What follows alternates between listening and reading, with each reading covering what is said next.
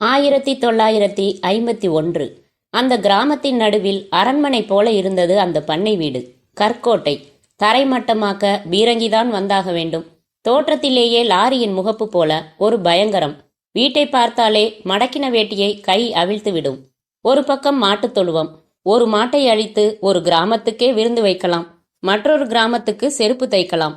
கொம்புகளை பண்ணை வீட்டின் சுவற்றில் பூன் போட்டு பதித்து வைக்கலாம். தந்தமா கொம்பா சந்தேகம் வரும். அப்படி 8 பசுக்கள், 8 ஊருக்கு பால் சப்ளை. 2 குதிரைகள் பூட்டின சாரட் வண்டிகள் 2. வெளியூர் சவாரிக்கு ஆஸ்டின் கார். அந்த டிரைவரின் வெள்ளை சட்டையில் என்றைக்கு லேசாக அழுக்கு இருக்கிறதோ அன்றைக்கு அவனுக்கு வேலை நீக்க உத்தரவு. அதிபதி தேவராஜன். பெயரில்தான் ராஜா, பெயருக்குத்தான் ராஜா. கோயில் திருவிழாவில் முதல் மரியாதை. தேரில் வடத்தை முதலில் தொட்டு இழுப்பவர். 182 ஏக்கர் நிலத்தின் நாற்று நடுகையில் முதல் நாற்றை நடுவார். மல்யுத்தம், குத்துச்சண்டை ஊருக்குள்ளே நடக்கும்போது தலைமை தாங்கி ரோஜாப்பூ மாலை வாங்கி கொள்வார். வீட்டுக்குள்ளே 4 வேளை போஜனம் உண்பதும் நடுநடுவே பழச்சாறு மருந்துவதும் வைர மோதிரத்தை தேய்த்து விட்டு கொள்வதும் தவிர வேறு வேலை அவருக்கு இல்லை. தர்மராஜனின் 2ஆம் தர்மபத்தினி பத்மினி அம்மா கொடுத்ததில்லை. சாவி கொத்து டிராக்டர் டயருடன் கூடிய அவள் இடுப்பில் யாராவது அந்த வீட்டில் தும்ம வேண்டுமென்றாலும் அவளிடம் முன்கூட்டி சொல்லிவிட வேண்டும். நாய்க்கு சங்கிலி வாங்க வேண்டுமானாலும், தர்மராஜனின் சுருட்டுக்கு நெருப்பு பெட்டி வாங்க வேண்டுமானாலும் பத்மினி அம்மா தலையாட்டினால்தான் உண்டு. தர்மராஜன் தன் மனைவி முன்னால் பெருக்கல் குறி போல கைகட்டி நிற்க காரணம் உண்டு. ஒரே ஒரு காரணம். அவர் அந்த ஊருக்கு, அந்த வீட்டுக்கு வீட்டு மாப்பிள்ளையாக வந்தவர். அத்தனையும் பத்மினியின் அப்பா தர்மராஜனின் மாமனார் சம்பாதித்த சொத்து. இவர் வந்து அது எவ்வளவு என்று கணக்கு பார்த்ததோடு சரி.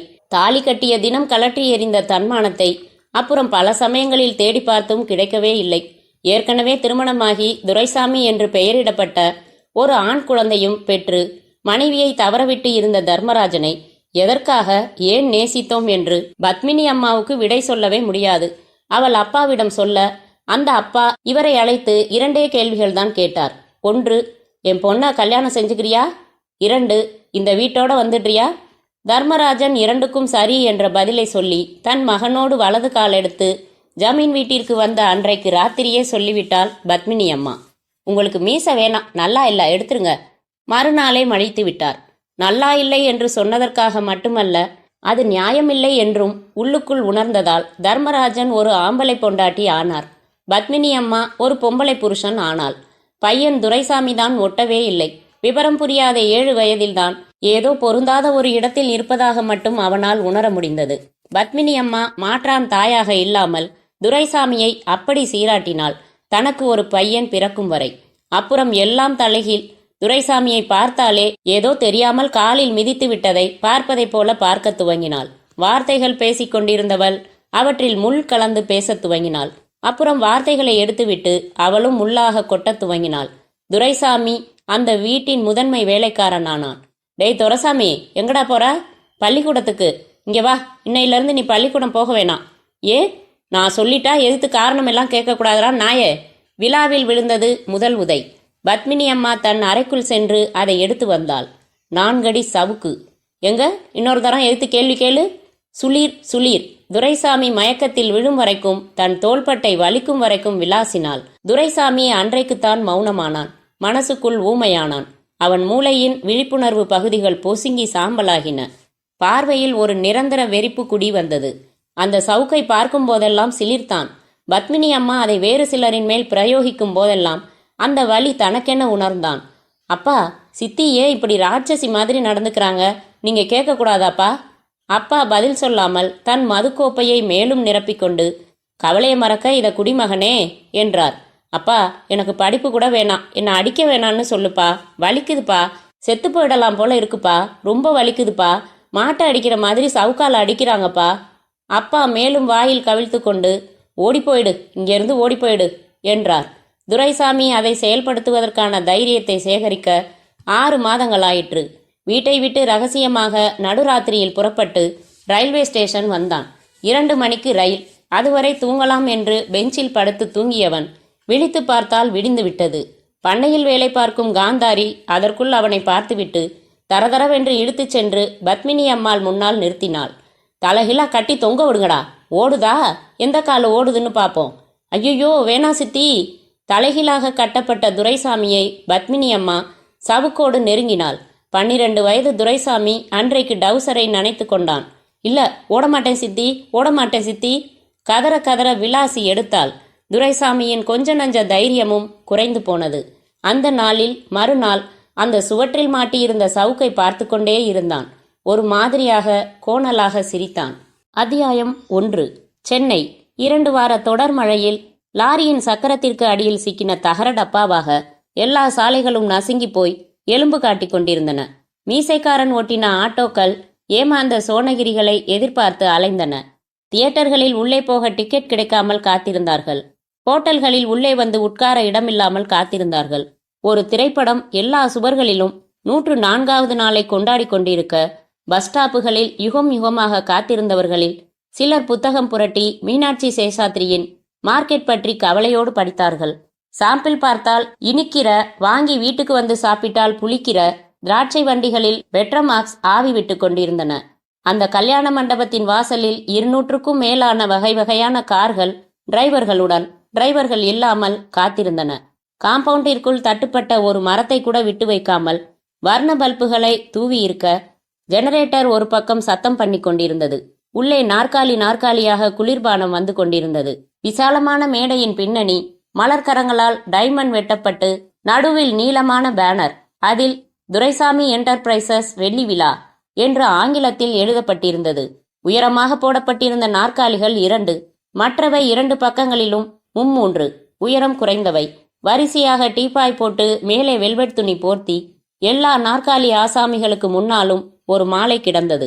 துரைசாமி தன் அருகில் அமர்ந்திருந்த மாநில அமைச்சருடன் பேசுகையில் பளிச்சென்று கேமராக்களில் அள்ளிக்கொண்டார்கள். மைக் முன்னால் நின்றிருந்த நிறுவனத்தின் மேனேஜர் தன் பேச்சை தொடர்கையில் 25 வருடங்களாக இந்த நிறுவனம் சீரான வளர்ச்சியுடன் கொடிகட்டி பறக்கிறதென்றால் அதற்கு எங்கள் முதலாளியின் அயராத உழைப்பு மட்டுமே காரணம்.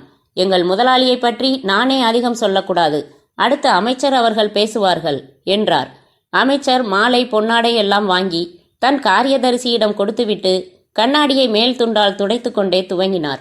இன்றைக்கு வர்த்தகத்துறையில் முக்கியமான புள்ளியாக விளங்கும் துரைசாமியின் பழைய வரலாறு என்னை போன்ற ஒரு சில நெருக்கமான நண்பர்களுக்கு மட்டுமே தெரியும். தனது 18வது வயதில் இவர் தனது அப்பா, சித்தி மற்றும் இளைய சகோதரர் 3வரையும் ஒரே விபத்தில் பறிகொடுத்தார். கடல் போன்ற கிராமத்து சொத்துக்கள் இவரின் ஆளுகைக்கு வந்தன.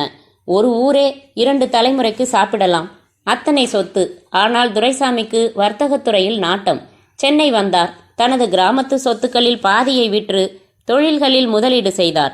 அதிகம் படித்தவரில்லை இவர், ஆனால் மனிதர்களையும் வாழ்க்கையையும் படித்தவர். தான் தொடர்ந்த முயற்சியால் மேலும் மேலும் உயர்ந்து இன்றைக்கு தமிழகத்தின் முதல் 10 கோடீஸ்வரர்களில் ஒருவராக திகழ்கிறார். நண்பர் துரைசாமிக்கு இப்போது வயது 50ஐ நெருங்குகிறது.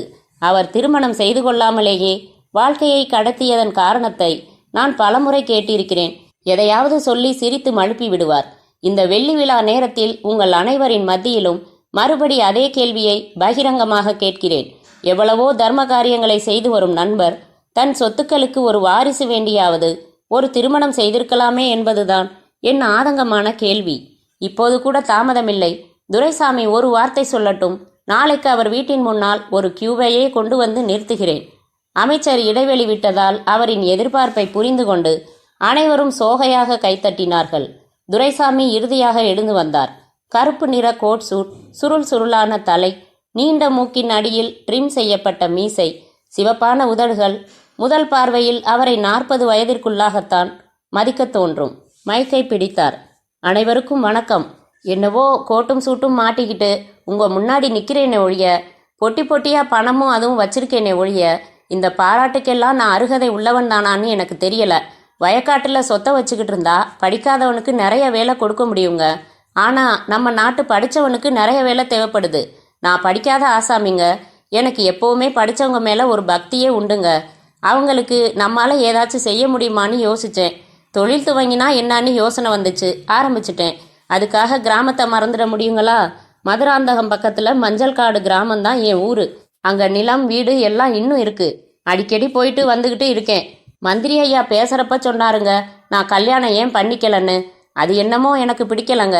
இப்படியே ஓட்டிட்டேன், இனிமேலும் ஓட்டிடுவேன். என் சொத்துக்கு தனியாக ஒருத்தன் வாரிசா வர்றதை விட தர்மத்துக்கு போனா எத்தனையோ 1000 பேர் பயனடைவாங்களே, அதனால அப்படித்தான் உயிலு கூட எழுதி வச்சிருக்கேங்க. என்னை வாழ்த்தி பேசினவங்க எல்லாருக்கும் நன்றி. வெள்ளி விழாங்கிறதுனால என்னோட எல்லா ஸ்தாபனங்கள்லையும் வேலை பார்க்குற அத்தனை பேருக்கும் 1 மாசம் தனி போனஸ் கொடுக்க முடிவு பண்ணியிருக்கேன்னு இங்கே தெரிவிச்சுக்கிறேன். கரகோஷம் பட்டாசு சத்தத்தை தோற்கடித்தது. அத்தியாயம் 2. ராஜம்மா 2 மூக்கும் குத்தி வைர பேசரிகள் போட்டிருந்தாள். கொண்டையில் அரைவட்டமாக மல்லிகை சரம், கண்டிப்பாக டை அடித்திருந்தாள். தங்கத்தூள் தூவிய ஒட்டுப்பொட்டு, 40 வயசுக்காரிக்கு பொருந்தாமல் ஏராளமாய் கழுத்து வெட்டப்பட்ட ஜாக்கெட், இந்த லட்சணத்தில் ஸ்லீவ்லெஸ். அம்மை தழும்பு புஜத்தில் தெரிவதை பற்றி அக்கறை இல்லாமல் தோளுக்கும் இடுப்புக்கும் நடுவில் நின்றால் 2, உட்கார்ந்தால் 4 மடிப்புகள், கண்ணாடி காகிதம் போல ஒரு சேலை.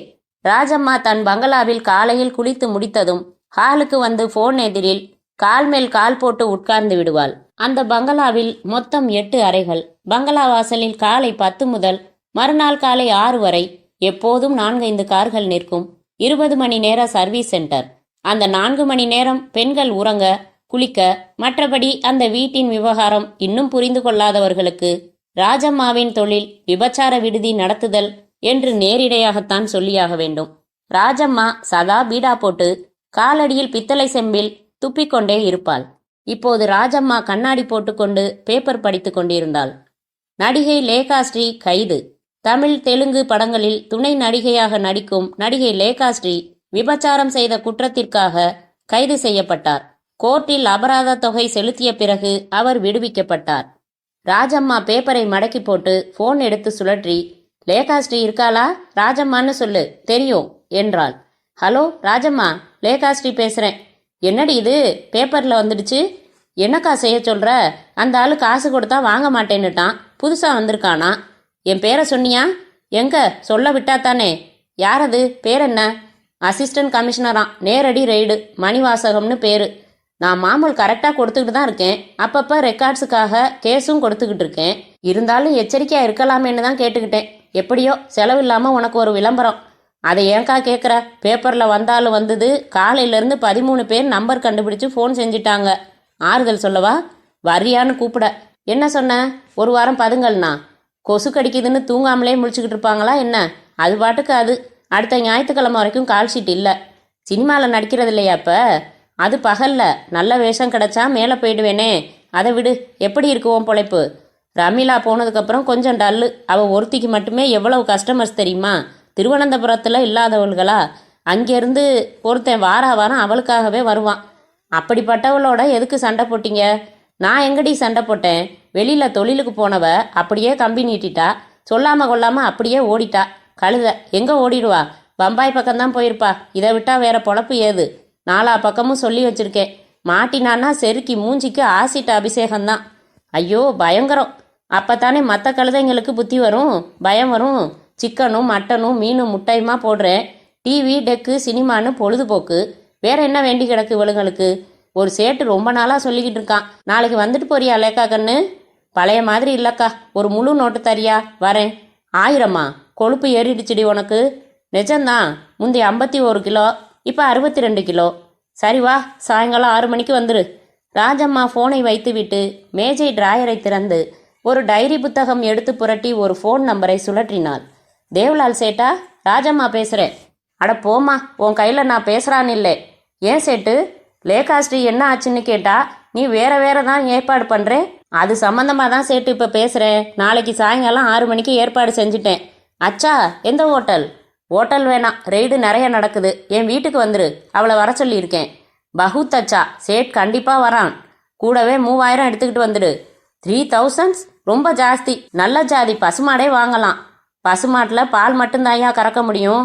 நல்லா வருது வாயில். சில விஷயங்களில் பேரம் பேசக்கூடாதியா? ஓகே, சேட்டு பணத்தோட வர்றான். ராஜம்மா ஃபோனை வைத்துவிட்டு வேலைக்காரி நீட்டின தட்டில் இருந்து பீடா எடுத்து கடைவாயில் அதக்கி கொண்டாள். என்ன ராஜம்மா, ஹவ் ஆர் யூ? உற்சாகமாக கேட்டுக்கொண்டே உள்ளே சூட்கேஸோடு வந்தான் டர்பன் கட்டின தாடி வைத்த அந்த சிங் இளைஞன். வாயா சிங்கு, என்ன காலையிலே வந்துட்ட? உட்காரு. சிங் அவள் அருகில் அமர்ந்து உரிமையோடு அவள் கையை எடுத்து தன் கைகளுக்குள் வைத்துக்கொண்டு, மெட்ராஸில் தங்குற வேலை இல்லை, ராத்திரியே புறப்படுறேன். ரயில்லையே குளிச்சுட்டேன். மணி பார்த்தேன் 9. நான் போக வேண்டிய ஆஃபீஸ் 10 மணிக்கு மேலே தான் திறப்பான். நடுவில் 1 மணி நேரம் இருந்தது, வேஸ்ட் பண்ணலாமா? வந்துட்டேன். எல்லாம் குளிச்சுட்டு இருக்காளுக. ஏண்டி யாருடி ரெடியா இருக்கா என்றாள் தன் உதவி பெண்ணை பார்த்து. கலாவும் ரோசியும் குளிச்சுட்டு டிஃபன் சாப்பிட்டுட்டு இருக்காங்க. ரோசி வேணாம், சிங்குக்கு பிடிக்காது. கலாவை மாடியில் ஏசி ரூமுக்கு போக சொல்லு. காலையில் முதல் போனி. பணத்தை எடு சிங்கு. சிங் தனது சூட்கேஸ் திறந்து 2 100 ரூபாய் நோட்டுகளை எடுத்து கொடுத்தான். வாங்கி ராஜம்மா ஜாக்கெட்டுக்குள் செருகி கொண்டு, தனியாக டிப்ஸு கொடுக்குற பழக்கமெல்லாம் வேணாம், திமிரு வந்துடுது, புரியுதா என்றாள் ராஜம்மா. தலையாட்டி விட்டு சிங் படிகள் ஏறி குளியலறைக்கு சென்றான். அத்தியாயம் 3. இரவு மணி 7. இருட்டுக்கு பயந்து கோளை சூரியன் ஒளிந்து கொண்டிருக்க லட்சக்கணக்கான நட்சத்திர டார்ச் லைட்டுகளுடன் அதை தேடும் முயற்சியில் ஈடுபட்டிருந்தது நிலா. மாம்பழத்தில் பனகல் பார்க் அருகில் அந்த அம்பாசிடர் கார் வந்து நின்றது. அதிலிருந்து அதை ஓட்டி வந்த அவன் இறங்கினான். அவன் மயில்சாமி, 35 வயது, குத்துச்சண்டை வீரன் என்று நினைக்க தூண்டும் உடம்பு, ஜீன்ஸ் பேண்ட், காட்டன் பனியன். அவனுடைய சட்டை பாக்கெட்டில் உள்ள பீடிக்கட்டும் சிகரெட் லைட்டரும் நமக்கு அக்கறை இல்லை. பேண்ட் பாக்கெட்டுகளில் ஒன்றில் மடக்கின கத்தியும் மற்றொன்றில் சிறிய பிளாஸ்டிக் பாட்டில் ஸ்ப்ரேயர் இணைப்புடன். பாட்டிலுக்குள் ஈத்தர் எனும் நச்சு வாயு திரவ வடிவத்தில் அசைந்து கொண்டிருந்தது. மயில்சாமி காரை விட்டிறங்கி அருகில் இருந்த பொது தொலைபேசிக்கு சென்றான். 1 ரூபாய் நாணயத்தை தயாராக வைத்துக்கொண்டு எண்களை சுழற்றினான். ஹலோ, யாருங்க என்றது எதிர்முனையில் ஒரு பெண் குரல். ராஜம்மா இருக்காங்களா? நீங்க யாருங்க? பெங்களூர் சீனிவாசன் தான் உங்க ஃபோன் நம்பர் கொடுத்தாரு. நான் ராஜம்மா தான் பேசுறேன். என்ன விஷயம்? என் பேர் பாபு, அவர் ஃப்ரெண்டு. நான் பொண்ணு வேணுமே எனக்கு. விலாசம் சொல்றேன் வாங்க. நீங்க அனுப்பி வைப்பீங்கன்னு சொன்னாரே. ரொம்ப முக்கியமான நம்பிக்கையான பார்ட்டிக்கு தான் அனுப்ப முடியும். எனக்கு அங்கே வர்றதுக்கு கூச்சமாக இருக்குதுங்க. எங்கே தங்கியிருக்கீங்க? மாம்பழத்தில் ஹோட்டல் நவகிரகால ரூம் நம்பர் 82. நைட் பூரா வேணுமா? ஆமாம். பட்ஜெட் என்ன? அரை மணி நேரத்தில் வருவா. நீங்கள் ஒருத்தர் தானே? ஆமாம் ஆமாம். யார் அனுப்புறீங்க? பேர் என்ன? ஜீவ மல்லிகான்னு பேர். பிடிக்கும். செவப்பா கும்முன்னு இருப்பா. ஒரு கண்டிஷன், ரெய்ட் ஆயிடுச்சுன்னா செலவு பூரா ஏற்றுக்கணும். ஏற்றுக்கிட்டா போச்சு. ஹோட்டல்ல இருந்து தானே பேசுகிறீங்க? ஆமாம், ஹோட்டல் நவகிரகாலேருந்து. 3 star hotel. இடம் தெரியுமில்ல? எங்களுக்கு தெரியாத ஒரு லாட்ஜி இனிமேல் கட்டினாதான் உண்டு. வந்துருவா. சீனிவாசன் சாரை விசாரிச்சதா சொல்லுங்க. ரொம்ப நாளாச்சு அவர் மெட்ராஸ் வந்து. சரிங்க. மயில்சாமி ரிசீவரை வைத்தான். கூண்டை விட்டு வெளியே வந்தான். காரில் ஏறினான். 3வது நிமிடத்தில் ஹோட்டல் நவகிரகா. நவகிரகா மௌன பார்வையிலேயே ஒரு சாதாரணனுக்கு பிரமிப்பு, தாழ்வு மனப்பான்மை இரண்டையும் சேர்த்து கலக்கி வழங்கி கொண்டு நின்றது. மயில்சாமி ஹோட்டலுக்குள் நடந்தான். ரிசப்ஷன் கவுண்டரில் இப்போதுதான் மொட்டை விழுந்த ரோஜா போல பெண்கள் ஒரே மாதிரி புடவை உடுத்தி கம்ப்யூட்டர் கீபோர்டுகளில் தொட்டு தொட்டு முதலாளிக்கு காசு பண்ணி கொண்டிருந்தார்கள். மயில்சாமி போர்டில் பார்த்தான். 82ஆம் எண் அறையில் யார் தங்கியிருக்கிறார்கள்? ஒரு விசிட்டிங் அட்டை செருகப்பட்டிருந்தது. அதில் பசவப்பா BABL என்ற பெயரும் மயிலாப்பூர் விலாசமும் அச்சாகி இருந்தது. எக்ஸ்கியூஸ் மீ, மிஸ்டர் பசவப்பா ரூம்ல இருக்காரான்னு பார்த்து சொல்ல முடியுமா? ரூம் நம்பர் 82 என்றான். அந்த பெண் ஏதோ கண்டிஷனர் ஷாம்பு விளம்பரம் போல கழுத்தை ஒரு திருப்பு திருப்பி கூந்தல் அலைகளை புரட்டி எடுத்து மீண்டும் திரும்பி, no sir, room is vacate என்றாள். Any message for him sir? இல்லை, நான் வெயிட் பண்ணுறேன் என்றான் மயில்சாமி. நகர்ந்து முதல் மாடிக்கு லிஃப்டில் வந்தான். அந்த மாடியில் மொத்தம் 10 அறைகள் இருந்தன. வலதுபுறம் 5, இடதுபுறம் 5. லிஃப்ட்டுக்கு நேர் எதிரில் ஒரு சதுரமான சிறிய வெயிட்டிங் ஹால். அங்கே 4 சோஃபா செட்டுகள். படியேறி வந்தாலும் அல்லது லிஃப்டில் வெளிப்பட்டாலும் பார்க்கும் தோதில் ஒரு சோஃபாவில் அமர்ந்து கொண்டான் மயில்சாமி. பனியனுக்குள் போட்டு வைத்திருந்த வார இதழை வெளியில் எடுத்து பிரித்து வைத்து கொண்டு ஒரு பீடி பற்ற வைத்து கொண்டான். காத்திருந்தான். வெளிப்படுபவர்களை எல்லாம் பார்த்தான். அரை மணி நேரம் கழித்து ஜிகினா வேலைப்பாடுகளுடன் கூடிய பிங்க் கலர் சேலையில் கைப்பையுடன் லிப்ஸ்டிக் போட்ட அவள் லிஃப்டில் இருந்து வெளிப்பட்டாள். லோ ஹிப் சேலை, 3 டிராப்ஸ் சென்ட், 3 இன்ச் குதிகால் கொண்ட ஹீல்ஸ், ஒற்றை சலங்கை கட்டின கொலுசு புடவையின் புரளலில் தெரிந்து மறைந்தது. அவளோடு லிஃப்டில் இருந்து வெளிப்பட்ட ரூம்பாய் ஒருவன் கைகளில் காபி பிளாஸ்குடன் கப்புகளுடன் அவளை தாண்டி விரைவாய் நடந்தான். அவள் 82ஆம் எண் அறையை நோக்கி சுதந்திரமாக நடக்க துவங்க மயில்சாமி எழுந்து கொண்டு ஹாய் என்றான். அவள் நின்று திரும்பி பார்த்தாள். இவன் அவள் அருகில் சென்று ரகசிய குரலில், ஜீவமல்லிகா தானே என்றான். ஆமா என்றாள் தயங்கி. கமான், நான் பாபு, நான் தான் ஃபோன் செஞ்சேன்.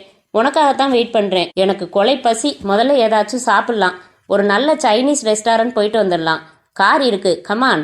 இயல்பாக அவள் கையுடன் தன் கையை சேர்த்து இழுத்தான். புன்னகைத்து கொண்டு, வயிறு ஃபுல்லாக இருக்கு என்றால் கூட நடந்து கொண்டே. யார் நிரப்பினது? சீ, உங்களுக்கு கம்பெனி மட்டும் தர்றேன்னு சொன்னேன். காரில் முன்பக்கம் அவன் அருகில் அமர்ந்து கொண்டாள். ஸ்டார்ட் செய்தான். குளிர்காத்து வீசுது, கண்ணாடியை ஏத்தி விட்டுடு என்றான். ஏற்றிவிட்டாள். கார் சாலையில் ஓடத் துவங்கியது. என்ன சென்ட் இது, ஆளை தூக்குதே என்றான் ஒரு கையை அவள் தோளில் போட்டபடி. அவள் அவனுக்கு வாகாக நெருங்கி அமர்ந்து தோளில் சாய்ந்து கொண்டு, நீங்க போட்டிருக்கிற சென்ட் கூட தான் பிரமாதமா இருக்கு என்றாள். உன் கர்ச்சிப்பை கொட கொடுத்தாள். எதுக்கு? தன் பேண்ட் பாக்கெட்டிலிருந்து அந்த பிளாஸ்டிக் பாட்டிலை எடுத்து மூடி திறந்து ஸ்ப்ரே செய்தான். ஸ்மெல் பண்ணிப்பாரு ஜீவமல்லிகா. ஜீவமல்லிகா கைக்குட்டையை மூக்கருகை பிடித்ததும் மூச்சு திணறலை உணர்ந்து அவசரமாக எடுக்கப் போக அவன் கை அவளை எடுக்க விடாமல் தடுத்தது. வலுக்கட்டாயமாக சுவாசிக்க வைத்தது. ஜீவமல்லிகா மேலாடை விலகலை பற்றி கவலை கொள்ளாமல் அருந்த தோரணமாக சரிந்தாள். மயில்சாமி காரை ஓட்டிக்கொண்டே பீடி பற்ற வைத்து கொண்டான். கார் செங்கல்பட்டு செல்லும் பிரதான சாலையில் மீனம்பாக்கம் தாண்டி விரைந்து கொண்டிருந்தது. அத்தியாயம் 4. மஞ்சள்காடு கிராமத்திற்குள் துரைசாமி தனது பிளைமவுத் காரை அதன் சங்கீத ஹாரன் ஒலியுடன் செலுத்தியதுமே அங்கங்கே அமர்ந்திருந்த மக்கள் அவசரமாக எழுந்து நின்று கொண்டார்கள். துரைசாமி காரை நிறுத்தி இறங்கியதும் அவர்கள் எல்லோரும் அருகில் வந்தார்கள். வளர்பிறை நிலவின் பாதி வெளிச்சத்தில் அவர்களின் எண்ணெய் காணாத பரட்டை தலைகளின் இழைகள் பின்னி மின்னின. இந்த வருஷம் விவசாயம் எப்படி இருக்கும் காத்தமுத்து? அமோகமுங்க, ஏரியில தண்ணி நிறையா இருக்குதுங்க. பொங்கல் ரொம்ப சந்தோஷமா இருக்குங்க. ஐயா கிராமத்துக்கு வந்து நாளாச்சுங்க. டவுன்ல ஜோலி அதிகமாயிடுது. காலையில வீட்டு பக்கம் வா. துரைசாமி பொதுவாக அனைவரையும் வணங்கிவிட்டு வேட்டியை மடித்து கட்டிக்கொண்டு மீண்டும் கார் ஓட்டினார். பண்ணை வீட்டின் முன்னால் காரை நிறுத்தினார். ஏற்கனவே அங்கு அம்பாசிடர் ஒன்று நின்று கொண்டிருந்தது. துரைசாமி காரை விட்டு இறங்கியதும் ஒரு வேலையால் ஓடி வந்தான். வந்துட்டானா என்றார். ஆமாங்க என்றான். வீட்டுக்குள் வந்தார். விசாலமான கூடத்தில் சுவர்களில் அங்கங்கே யானை தந்தம், மான் கொம்பு, பதப்படுத்தப்பட்ட புலியின் தலை என்று செருகி வைத்திருந்தார்கள். தேக்கு பலகையிலான அகலமான ஊஞ்சலில் அமர்ந்தார் துரைசாமி. கார்ல வெளிநாட்டு சமாச்சாரம் இருக்கு, எடுத்துட்டு வாடா. செய்தித்தாள் சுற்றின பாட்டிலை பவ்யமாக எடுத்து வந்தான். ஐயா சோடா வாங்கிட்டு வரட்டுமா? என்னடா புதுசா கேட்குற? மூடியை கழற்றி பாட்டிலின் விளிம்பை வாயில் வைத்து நிறுத்தாமல் 200 மில்லிக்கு மேல் குடித்துவிட்டு எடுத்து ஹா என்று தலையை சிலுப்பிக் கொண்டார். ஊஞ்சலில் கண்ணை மூடி மெதுவாக அசைந்தார். கண்களை சில நிமிடங்கள் கழித்து திறந்தபோது அது மிகச் சிவந்து போயிருந்தது. மாடிப்படிகள் பிரியும் இடத்தில் ஆயில் பெயிண்டிங்கில் ஓவியமாய் தொங்கிக் கொண்டிருந்த பத்மினி அம்மாவை பார்த்தார். உடம்பெங்கும் சிலிர்த்தது. அந்த ஓவியத்தின் அருகில் ஆணியில் சுருட்டலாக மாட்டப்பட்டிருந்தது அந்த சவுக்கு. அதை பார்க்கும்போதே உடம்பெங்கும் சுளீர் சுளீர் என்று அடி வாங்குவது போல ஒரு உணர்வு மெல்ல பரவியது. துரைசாமி ஊஞ்சலை விட்டு கீழே இறங்கினார். ஊஞ்சல் நிதானமாக கிரீச் கிரீச் என்று அசைந்து கொண்டிருந்தது. துரைசாமி மாடிப்படிகளை நோக்கி நடந்தார். ஒவ்வொரு படியாக நிதானமாக ஏறினார். நடுங்கும் தன் விரல்களால் அந்த சவுக்கை கையில் எடுத்தார். அவருக்குள் இப்போது புதிய ஒரு ஆசாமி குடி வந்திருந்தான். அவனுக்கு 5 அறிவுகள்தான். இரை தேடும் காட்டு விலங்காக அவன் தெரிந்தான். ஏராளமான பற்கள் ஒவ்வொன்றும் விரிந்த கத்திகளாய், கண்களில் பொங்கும் அக்னி, காளியின் உக்ரம், குதிரை பந்தய வெறி. துரைசாமி மிச்சப்படிகளை கடந்து அந்த பெரிய குளிரூட்டப்பட்ட அறையின் வாசலுக்கு வந்தார். கைப்பிடியை தொட்டு அழுத்தி கதவை உள்ளே தள்ளி வந்தார். அந்த ஜன்னலோடு சேர்த்து நிறுத்தி வைக்கப்பட்ட நிலையில் கட்டி வைக்கப்பட்டிருந்தாள் ஜீவமல்லிகா. சற்று தள்ளி தரையில் அமர்ந்து கட்டிலின் முதுகில் சாய்ந்து பீடி குடித்து கொண்டிருந்த மயில்சாமி அவசரமாக எழுந்து கொண்டான். ஐயா, இவன் என்னை இங்கே கொண்டாந்து கட்டி வச்சிருக்கான். ஏன் எதுக்குன்னு கேட்டா சொல்ல மாட்டேங்கிறான். காப்பாத்துங்க ஐயா, என்னை காப்பாத்துங்க ஐயா. ஜீவமல்லிகா அவரை நோக்கி கதறினாள். துரைசாமி மயில்சாமியை பார்த்து, எதுவும் பிரச்சனை இல்லையே என்றார். இல்ல சார், யாருக்கும் தெரியாது. அவனை வெளியே செல்லுமாறு சைகை காட்டினார். மயில்சாமி கதவை சாத்திக் கொண்டு வெளியேறினான். துரைசாமி மெதுவாக ஜீவமல்லிகாவை நெருங்கினார். அவர் பார்வையின் பொருளை அவளால் புரிந்து கொள்ள முடியவில்லை. ஐயா, உங்களுக்கு நான் வேணும்னா சொல்லுங்க, எந்த மறுப்பும் இல்லை. நான் தொழிலில் உள்ளவதாய்யா. என்னை இப்படியெல்லாம் கடத்தி கொண்டு வர வேண்டியதே இல்லை. உங்களுக்கு நான் சந்தோஷம் கொடுக்கணும், அவ்வளவுதானே என்றாள் ஜீவமல்லிகா. ஆமா என்றார் துரைசாமி. இதுக்கு ஏன் கட்டி வைக்கணும்? வேணா, இரு, அவுத்துடுறேன். துரைசாமி அவளின் கட்டுக்களை அவிழ்த்து அவளை விடுவித்தார். இது முதல்லையே சொல்லி தொலைச்சிருக்க கூடாதா என்றவள் அவர் மேல் சாய்ந்து கட்டிப்பிடித்து உடனே விலகினாள். என்ன அது உங்க வயிற்றுல? சட்டைக்குள் கைவிட்டு அந்த சவுக்கை எடுத்தார். இது எதுக்கு? சந்தோஷத்துக்கு என்ற துரைசாமி சுளீர் என்று சவுக்கை ஒரு முறை காற்றில் சொடுக்கினார். வித்தியாசமான ஆளா இருக்கீங்க. பொதுவா எல்லாரும் பாதுகாப்புக்கு கத்தி வச்சிருப்பாங்க, சில பேர் துப்பாக்கி வச்சிருப்பாங்க. நீங்க அந்த காலத்து ஜமீன் மாதிரி சவுக்கு வச்சிருக்கீங்களே. புடவைய அவுத்துடு. அவ்வளவு அவசரமா? சிரித்து கொண்டே புடவையை அவிழ்த்து ஓரமாக போட்டுவிட்டு நிமிரும்போது அவள் சிவப்பான இடுப்பில் சொரேர் என்று இறங்கியது முதல் அடி. அம்மா என்று அலறி துடித்து திரும்பி பார்த்தாள், கண்ணில் கோர்த்த கண்ணீருடன். என்ன சார் இது விளையாட்டு? சவுக்கு விளையாட்டு.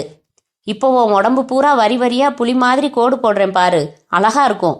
சவுக்கை சுழற்றி அவள் தோளில் செலுத்தினார். நெருப்புக்கோளால் சூடு இழுத்தது போல் இருந்தது. ஐயோ வேணா சார். ஏன் ஏன் ஐயோ? அவள் கண்ணீருடன் பதற பதற அடித்தார். ஒவ்வொரு அடிக்கும் துடிக்கும் போது வாய் விட்டு சிரித்தார். அவள் ஈனமாக அலறியதை காற்று அந்த அறைக்கு வெளியே எடுத்துச் செல்ல மறுத்தது. துள்ளி துள்ளி விழுந்து துடித்தாள். கூப்பின கைகளில், முகத்தில், முதுகில், வயிற்றில், தொடையில் என்று உடம்பின் எந்த பாகத்தையும் விட்டு வைக்காமல் தொடர்ந்து விளாசிக்கொண்டே இருந்தார். ஜீவமல்லிகா மயக்க நிலைக்கு செல்லும் நிலையில் அவள் கழுத்தில் சவுக்கை சுற்றி வெறித்தனமாக இழுக்கத் தொடங்கினார். ஜீவமல்லிகா குறைந்த போராட்டத்துடன் இறந்து போனாள். தன் மரண தண்டனைக்கான காரணம் தெரியாமலேயே. துரைசாமி சவுக்கை ஒரு ஓரமாக வீசினார். அரைக்கதவை திறந்து மயில்சாமி என்றார். காத்திருந்த அவன் உள்ளே வந்தான். 2 100 ரூபாய் கட்டுகளை தூக்கி அவன் முன்னால் போட்டார். குனிந்து எடுத்து பாக்கெட்டுகளில் செருகி கொண்டான். கொண்டு போய் போட்டுடு. கீழே பாட்டில் இருக்கு, கொண்டார சொல்லு. நடமாட்டம் இருக்கு, இன்னும் 2 மணி நேரம் போகட்டும் சார், நானே எடுத்துட்டு போய் போட்டுடுறேன். பாட்டில் வந்ததும் மீண்டும் கவிழ்த்து குடித்துவிட்டு கட்டிலில் மல்லாக்க விழுந்தார். சற்று தள்ளி தரையில் ஒரு உயிர் நிரந்தர உறக்கத்தில் இருக்க தற்காலிக உறக்கத்தில் ஆழ்ந்தார். அத்தியாயம் 5. சிக்னலுக்காக தன் காரை நிறுத்தினான் பரத். சர் என்று அவனுக்கு அருகில் ஒரு கைனட்டிக் ஹோண்டா ஸ்கூட்டர் வந்து நின்றது. திரும்பி பார்க்க அந்த பெண் வண்டியை நியூட்ரலில் ஓடவிட்டு 2 கைகளையும் உயர்த்தி வளைத்து தன் கூந்தலில் போட்டிருந்த ரப்பர் பேண்டை டைட் செய்து கொண்டாள். எவ்வளவு கொடுக்குது மேடம் என்றான் பரத். அவள் என்ன என்பது போல பார்த்தாள். எவ்வளவு மைலேஜ் கொடுக்குதுன்னு கேட்டேன். தெரியல சார். உங்க வண்டி தானே? பரத், போதும், சிக்னல் விழுந்தாச்சு என்று அவன் சட்டைக்காலரை பிடித்து உள்பக்கம் இழுத்தாள் சுசீலா. ஒரு விவரம் கேட்டுக்க விடமாட்டியே என்று கியர் மாற்றினான் பரத். ஏன் தான் இந்த ஆம்பளைங்க பொம்பளைனா இப்படி அலையிறாங்களோ என்று முன்னந்தலையில் வலிக்காமல் தட்டி கொண்டாள். ரைப்பிங் சீசன் என்று எழுதின பனியன் அணிந்த Susheela. You know why Susi என்று கண்ணடித்தான் பரத். இல்ல, அவகிட்ட பேசினதுல உங்களுக்கு ஜன்ம சாபல்யம் கிடைச்சிடுச்சா? எங்கே பேச விட்ட நீ? காலேஜா ஆஃபீஸான்னு விசாரிக்கலாம்னு இருந்தேன். விசாரிச்சு ஒரு நட்பு ஏற்படுத்திக்கிறது தான். ஏற்படுத்திக்கிட்டு இதுக்கு என்ன சொல்ல முடியும்? உலகத்தில் உள்ள எல்லா ஜீவராசிகளையும் நேசிக்க சொல்லி வள்ளலாரோ வள்ளுவரோ இயேசு கிறிஸ்துவோ யாரோ ஒருத்தர் சொல்லியிருக்காரு. அட்லீஸ்ட் முடிஞ்சவரை பெண்களையாவது நேசிக்கலாமேன்னு தான். ஒரு பரஸ்பர உதவி தான். போதும், விட்டா பக்கம் பக்கமாக பீத்துவீங்க. கமிஷனர் ஆஃபீஸ் முன்னாடி என்னை இறக்கி விட்டுடுங்க. நான் அந்த பர்டிகுலர்ஸ் கலெக்ட் பண்ணிக்கிட்டு ஆட்டோ பிடிச்சிட்டு வந்துடுறேன். பரத் கமிஷனர் அலுவலகம் அருகில் காரை நிறுத்தினான். சுசீலா இறங்கி நடக்க, ஏய் இங்கே வா சுசி என்று பதறி அழைத்தான். என்னாச்சு? அவள் பனியனில் அவசரமாக படித்து பார்த்து, நல்ல வேலை, ஒரு செகண்ட் நான் 2வது எழுத்துல ஐக்கு பதிலாக ஏ போட்டு படித்து பார்த்து பதறிட்டேன். குனிந்து ஒரு சிறு கல் தேடி எடுத்து அவன் மேல் எரிந்து டர்ட்டி ராஸ்கல் என்று விட்டு நடந்தாள். பரத் புறப்பட்டு தன் அலுவலக கட்டிடம் வந்தான். பார்க்கிங் பகுதியில் காரை நிறுத்திவிட்டு மூன்லைட் டிடெக்டிவ் ஏஜென்சி வந்தான். குட் மார்னிங் பரத், உங்களை தேடி ஒரு அம்மா வந்தாங்க என்றாள் சுடிதார் அணிந்திருந்த மாதவி. எனக்கு ஒரு சந்தேகம். சுடிதார் இருக்கே, இதை நீ போட்டிருக்கியா இல்லை இதுக்குள்ள நீ இருக்கியா? ஹேங்கர்ல மாட்டி வச்சு பார்க்குற மாதிரி ஒரு ஃபீலிங். நீ ஒரு சர்க்கஸ் பயில்வான கல்யாணம் செஞ்சுக்கிட்டது சால தப்புமா. யோசிச்சிருக்கணும். ஒரு புல் பூண்டை கூட காணுமே. கடவுளே. சார், பல சமயங்களில் நீங்கள் என்னை குறிப்பிட்டு இந்த மாதிரி புலம்புறதுக்கு எனக்கு அர்த்தம் புரியறதில்ல சார். புரியாமல் இருக்கிறதே பெட்டர். எங்க அந்த மதர்? எந்த மதர்? என்னை பார்க்க வந்ததா? உள்ள உங்கள் ரூமில் உட்கார வச்சிருக்கேன். கிளையண்ட் மாதிரி தெரிஞ்சது. ரவி இப்போ தான் அவங்களுக்கு காப்பி வாங்கிட்டு போனான். பரத் தனது தனி அறையில் கதவை தள்ளி உள்ளே வந்தபோது ரவி தனது பாக்கெட் டைரியில் அந்த அம்மா எதுவோ சொல்ல சொல்ல குறித்து இவன் வருவதை பார்த்தவுடன் மடக்கி பாக்கெட்டில் வைத்து கொண்டான். பரத் தன் நாற்காலியில் அமர்ந்து, வணக்கம்மா, என்ன விஷயம் என்றான். என் பேரு ராஜம்மா என்றாள் ராஜம்மா. பரத் சற்று கண்மூடி அந்த உருவத்தின் இளவயது தோற்றத்தை கற்பனை செய்து பார்த்ததில் நிறைய பேர்கள் லவ் லெட்டர் எழுதியிருப்பார்கள் என்று தோன்றியது. சொல்லுங்கம்மா, என்ன விஷயம்? கொஞ்சம் அந்தரங்கம்மா பேசணும் சார். அதுக்கு நான் என்ன செய்யணும்? இந்த பையனை வெளியில் அனுப்பினா போதும். டேய் போடா, வெளியில போய் நில்லு, நான் மணி அடிச்சு கூப்பிட்டாதான் வரணும். ரவி புறப்பட்டு வெளியில் சென்றான். ராத்திரி ராஜம்மான்னு கேள்விப்பட்டதில்லையா நீங்க? அது என்னங்க சினிமாவா? என் பட்ட பேருங்க. ராத்திரி ராஜம்மான்னா தெரியாத வாலிப பசங்களே இந்த மெட்ராஸ்ல இல்ல. நானும் வாலிப பையன்தான். தெரியாதனமா உங்களை தெரிஞ்சு வச்சுக்காம போயிட்டேங்க. விபரமா சொன்னாதான் புரியும். சிட்டில எல்லா மைனர்களுக்கும் நான் தான் சப்ளை. எதுங்க தம்பி, ரொம்ப வெகுளியா இருப்பீங்க போலிருக்கே. ரொம்ப மட்டமா எடை போடுறீங்களே. நீங்க ஏதோ பொடிகிடியெல்லாம் வச்சு பேசினா எனக்கு என்ன புரியும்? உடச்சே பேசணுமாக்கும். சரி, நீங்க என்ன போலீஸா? எதுக்கு பயம்? நான் ஒரு பிராத்தல் ஹவுஸ் நடத்துறேன் தம்பி. தமிழ், தெலுங்கு, கேரளா, பஞ்சாப்னு மாநில வாரியா வச்சிருக்கேன். முக்கால்வாசி பெரிய மனுஷனுங்க என் கஸ்டமரு. இருக்கலாங்க, ஏதோ இல்லாத குறைக்கு சில பேர் கற்ப தவண முறையில விற்கலாம். நீங்களும் அவங்கள வச்சு பிழைக்கலாம். இதெல்லாம் எல்லா ஊர்லயும் கண்டும் காணாம நடந்துகிட்டு தான் இருக்கு. ஆனா இது ஓவருங்க. என்னமோ ஏலச்சீட்டு சேர சொல்ற மாதிரி கஸ்டமர் சேர்க்கறதுக்கு ஆபீஸுக்கே வந்து பேசுறீங்களே. இது ரொம்ப ரொம்ப டூ மச்சுங்க. என்னது கஸ்டமர் சேர்க்கறதா? உள்ள கஸ்டமருக்கே பொண்ணு பத்தாம திண்டாடிக்கிட்டு இருக்கே, விளையாடுறீங்களே. பரத் பெருமூச்சு விட்டு, அப்போ என்ன விஷயமா வந்தீங்க என்றான் அவள் முகத்தை ஒருவித கூச்ச தயக்கத்துடன் பார்த்து. என்கிட்ட ஜீவமல்லிகான்னு ஒரு குட்டி 4 நாளைக்கு முன்னாடி தொழில் விஷயமா வெளியில அனுப்புனேன். போனவ திரும்பி வரல. பாபுன்னு போன்ல பேசின ஒருத்தன் மோசம் பண்ணிட்டான். அவன் சொன்ன லாட்ஜில் அவன் சொன்ன ரூம்ல தங்கி இருந்தது வேற ஆளு. அந்த பாபு இவளை தள்ளிக்கிட்டு போயிட்டாங்கிறது என் சம்சயம். கேரளா குட்டி 20,000 போட்டு வாங்கினேன் அவளை. என்னங்க இது மிஷின் வாங்கின மாதிரி சொல்றீங்க? அட, என்னை பொறுத்த வரைக்கும் சம்பாரிச்சு கொடுக்குற மிஷினு. சர்க்கஸ் நடத்துறானே, அது தப்பா? அது எப்படிங்க தப்பாகும்?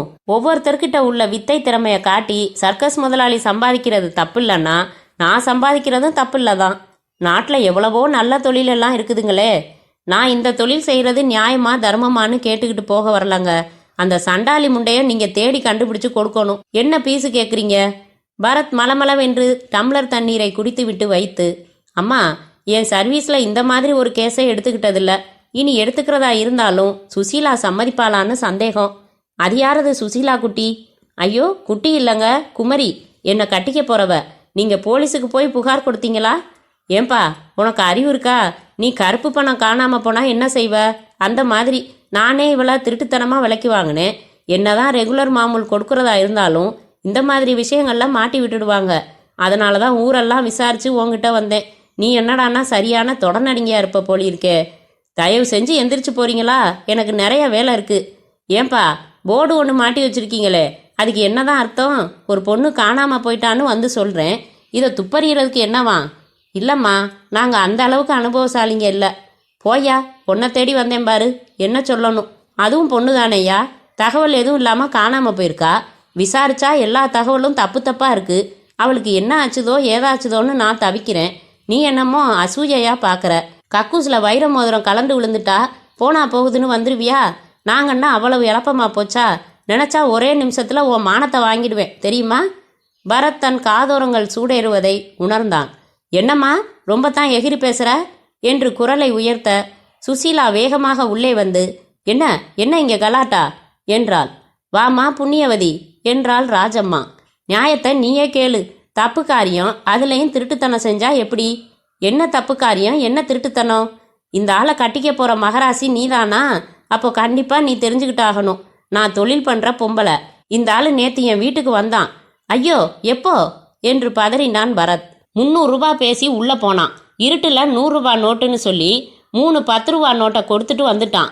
அவள் பேசிக்கொண்டே போக, கிழவி, உனக்கு இவ்வளவு திமிரா என்று பரத் டெலிபோனை கையில் எடுத்ததும் ராஜம்மா பயந்து ரிசீவரை அவன் கையில் இருந்து பிடுங்கி அதனிடத்தில் வைத்துவிட்டு, வரேன்பா என்று வேகமாக வெளியேறினாள். அவள் வெளியேறியதும் சுசீலா அவனை தலையை சாய்த்து பார்க்க, ஏய், என்ன அப்படி பார்க்குற? அவளோட கேஸை நான் எடுத்துக்கலாங்கிறதுனால கோவப்பட்டு அப்படி என் மேல சேத்த வாரி இறைச்சிட்டு போறா.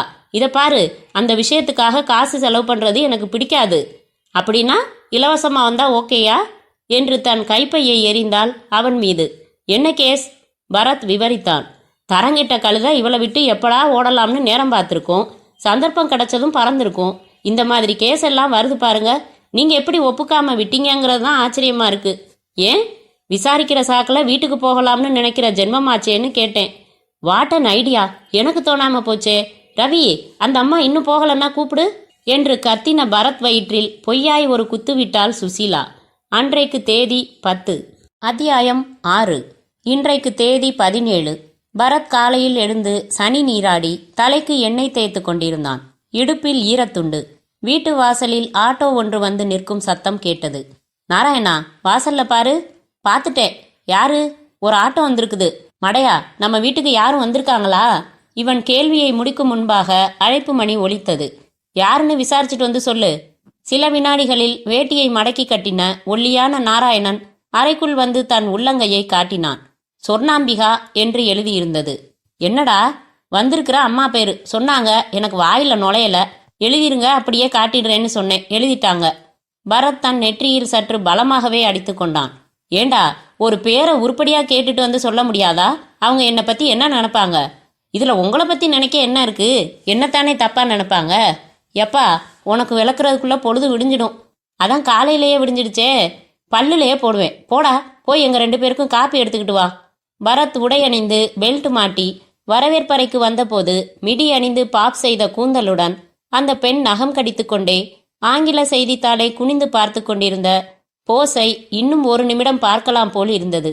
வாங்க என்று எதிர் நாற்காலியில் அமர்ந்தான். என் பேரு சொர்ணாம்பிகா. வீட்டில் வந்து தொந்தரவு பண்றதுக்கு சாரி. நான் ஆஃபீஸ் போறவ, அதனால தான் வீட்டுக்கு வந்தேன். நீங்க தானே mister Bharat, moonlight detective agencies? Yeah என்றான் பரத். அவள் மெரூன் நிறத்தில் நகைப்பூச்சும் உதட்டுப்பூச்சும் செய்திருந்தாள். நானும் என் ஃப்ரெண்டு மோகினியும் ஒரு வீடு வாடகைக்கு எடுத்து ராஜா அண்ணாமலைபுரத்தில் தங்கியிருக்கோம். 4 நாளாக என் ஃப்ரெண்டு மோகினியை காணல. எனக்கு என்ன செய்யறதுன்னு தெரியல. அவள் இமைகளுக்கும் வர்ணம் பூசி இருந்ததில் அவை படபடக்கும் போது அத்தனை கவிதையும் வண்ணத்து பூச்சியின் இறக்கைக்கு ஒப்பிட சொல்லின. போலீஸ்ல புகார் கொடுத்தீங்களா? இல்ல. ஏன்? உங்களை கேட்டுக்கிட்டு செய்யலாம்னு இருக்கேன். கல்யாணம் ஆயிடுச்சா? இன்னும் இல்ல.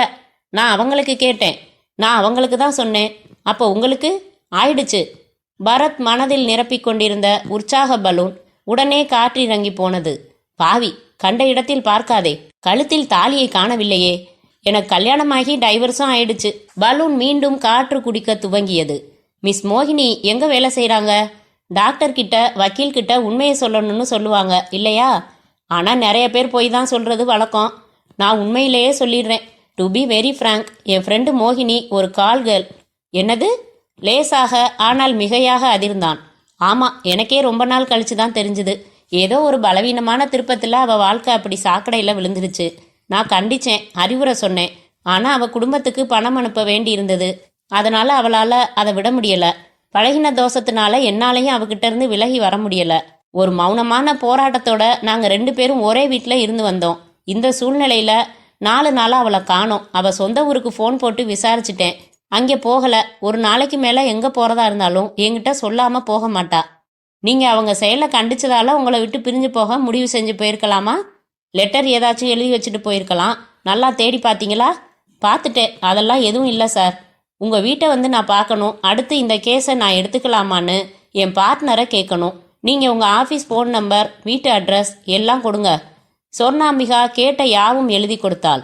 கடைசியாக அவங்க எங்கே போனாங்கன்னு தெரியுமா? தெரியும். எங்கேன்னு தெரியாது. யாரோ பாபுங்கிறவன் ஃபோன் செஞ்சான். இவ ட்ரெஸ் பண்ணிக்கிட்டு புறப்பட்டா. காலையில் தான் வருவேன்னு சொன்னான்.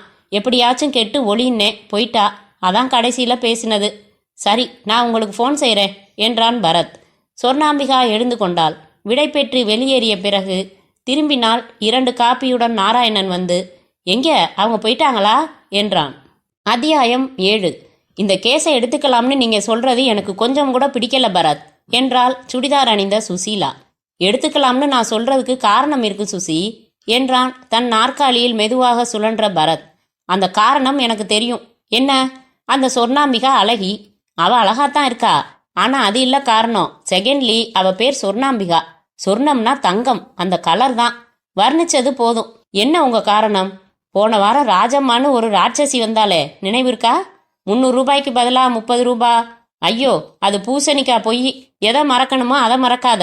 அவளோட ஆட்டு மந்தையிலிருந்து ஒரு குட்டி காணோம்னு வந்தாலே, அவ பேரு ஜீவமல்லிகா. இப்ப இந்த சொர்ணாம்பிகா தோழி மோகினி.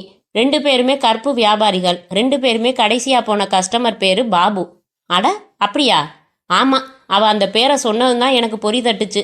பாபுன்னு எவனோ ஒரு ஃப்ராடு தாசிகளா பார்த்து கடத்துறான்னு நினைக்கிறேன். ஏன்? அவன் என் பக்கத்து வீட்டில் தான் குடியிருக்கான். காலையில் கேட்டு சொல்கிறேன். சுசி, எனக்கு இந்த கேஸில் லேசாக இன்ட்ரெஸ்ட் ஏற்பட்டிருக்கு. இறங்கி பார்க்கலாம். பழைய உதாரணம்தான், ஆனாலும் சொல்றேன். ஒரே கல்லுல 2 மாங்காய். எப்படி? ராஜம்மாவுக்கு ஜீவமல்லிகா வேணும், சொர்ணாம்பிகாவுக்கு மோகினி வேணும். 2 பேரையும் கடத்தி இருக்கிறதா நாம அனுமானிக்கிறது அந்த பாபு. அவனை கண்டுபிடிச்சா 2 பேரையும் மீட்டுடலாம். வீடு புரோக்கர் மாதிரி 2 இடத்துலையும் ஃபீஸ் வாங்கிடலாம். தட் இஸ் எ பாயிண்ட் என்றாள் சுசீலா.